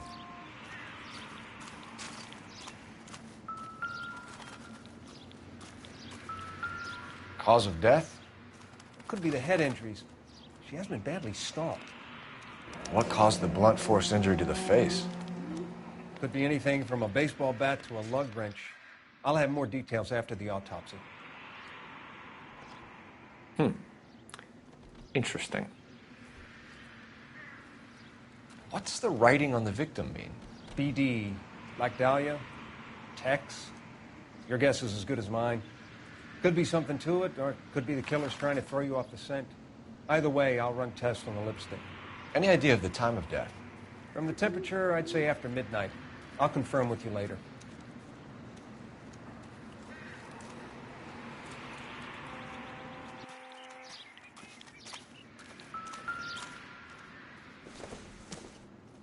Looks like some kind of puzzle or parlor game.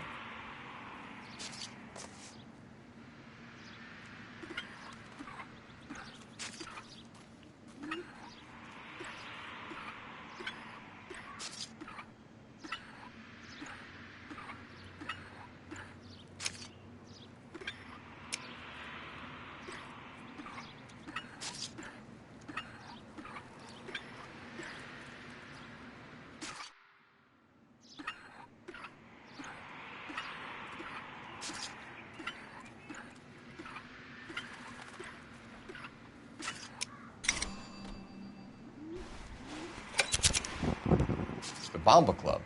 Why steal a table lighter?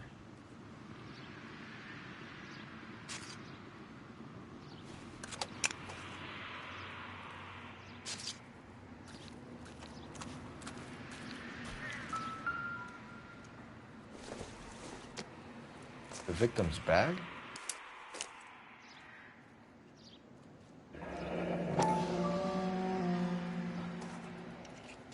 Looks brand new. Can't be the one used on the body.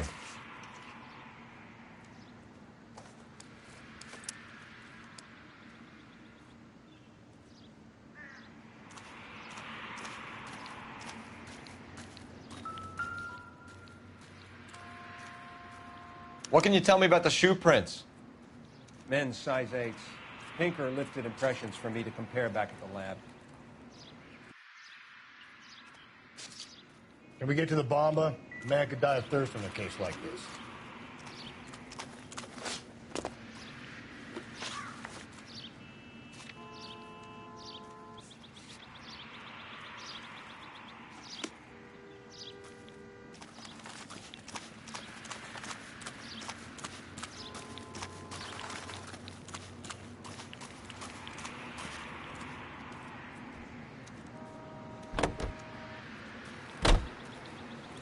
You're behind the wheel.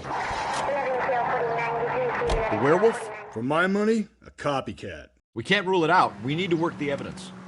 You'd love that, wouldn't you? A big head to hang on your wall. The caller of the decade. You've been working evidence on BD case for 6 months and got nicks. There's a difference, Rusty. Oh, yeah? I just started working it today. Okay, hotshot. What's more likely? The werewolf comes back around, leaving us a note on a corpse? He clearly has a thing for power. Power over women. Why not power over the police department as well? Let me finish, Phelps. A guy opens his mouth again after 6 months of stum. Or some opportunist who's been reading about the BD figures he'll rip off the MO and get himself a freebie. That's not totally fantastical. You know, the Examiner and the Daily News might be good at coming up with monikers, but they're terrible for police work. There's a reason we didn't get the son of a bitch after the short murder. It was them, locusts. Where do you think the werewolf killer is now? Dead by his own hand, stationed somewhere else with the armed forces. San Quentin, another town, another country, who knows? So, Phelps, I understand you want to turn this into a big case, but it doesn't work like that, all right? A case will come and find you. Can't make it something it ain't, understand? So you don't think the werewolf has continued to operate in the Los Angeles area? No chance. We would have found him.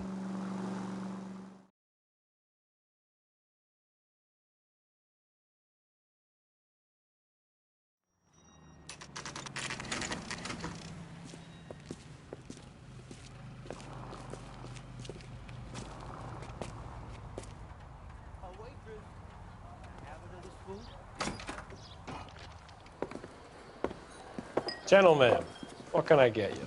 Phelps and Galloway, LAPD. Were you working here last night? Yes. How can I help, officer? You can start with your name. Garrett Mason. You're the regular bartender on nights? I'm a temporary barman. I work for an agency. I fill in at bars across town. Do you remember a woman who came in here last night? 5'7", about 110 pounds, blonde hair, about 40 years of age. You mean Celine Henry? Yes. Do you know anything about her? I don't. But the owner, Mr. McCall, serves her most nights. Would you like to speak to him? I would. He sits at the back of the club. Wears a hibiscus. You can't miss him. Is there anything else? Fire away, Phelps. I'll stay here. I'm a little parched. Pour me 3 fingers of rye. Detective Phelps, LAPD. We're investigating the murder of Celine Henry. Do you know her? Celine? Oh, Christ. Sure I know her. She and I and Jacob, her husband, we go way back. She was here last night? Sure, she's a regular. Celine is... You going to pay for that? Was a lovely woman. House officer. Was Mrs. Henry here with anyone last night? Not at first. Celine already had quite a head start. But she attracted attention? Certainly. A few gentlemen became very enamored with her and her stories. One guy in particular. You know him? No. He's been in a couple of times. Did they leave together? Yes. At around 11. If it helps, I made the guy's license plate.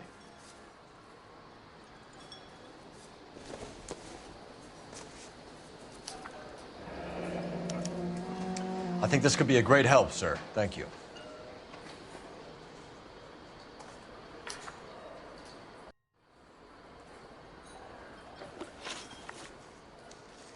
You know the husband? Sure I know Jacob. He was in the Corps. He met Celine on a furlough and married her when the war was finished. He put up with a load of shit. Do you think he killed his wife? No. No, not in my opinion. So if it wasn't Jacob, then you probably let her out of here with the guy who killed her. How do you feel about that? Stow the attitude, will ya? I tried to get onto Jacob. I rang him up, asked him to come pick her up like usual. But he refused. And she picked some night to push him over the edge. I rang him back around 11:30, but got no answer. Thanks, Mr. McCall. You've been a big help. One more thing. Would you have an address for Celine? 142 North Union Avenue. God knows I had to send her home in enough cabs to remember that.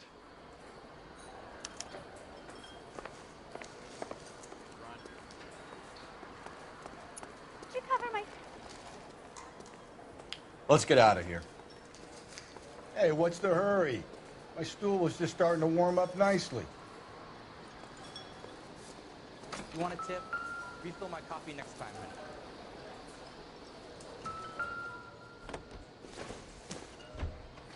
Nothing significant.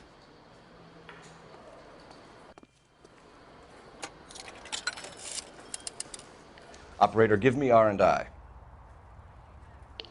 Putting you through now. Cole Phelps, badge 1247.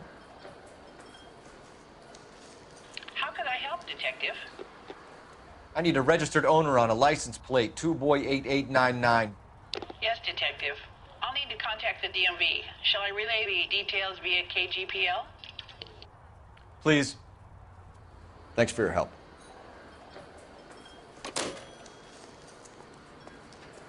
Oh, what's this? Can I have another spoon?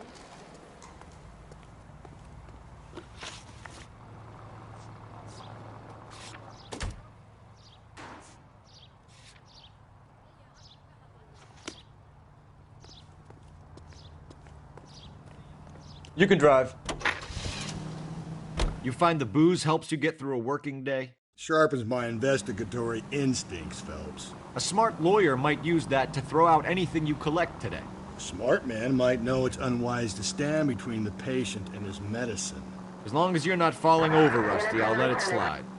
That's mighty kind of you, Phelps. You know, you picked the wrong job if a healthy thirst offends you, Cole. We owe it to this city to do the best we can in this position. As homicide detectives, that responsibility is all the more serious. Always the politician. It's not political, it's practical. Maybe the men combing Hollywood Boulevard after the Elizabeth Short murder were more interested in sniffing out booze than the clues that would have led to her killer. Yeah, well, if only you'd been there, choir boy. Betty Short would be alive, the Japs would have spared Pearl Harbor, our ancestors wouldn't have tasted the forbidden fruit. Minor syntactical error, Detective Galloway. I never claimed to be able to prevent crimes. I only suggested a proficiency in solving them. Guess that's the drink slowing you down. Oh my God, brother, oh brother. It's worse than I could ever have imagined.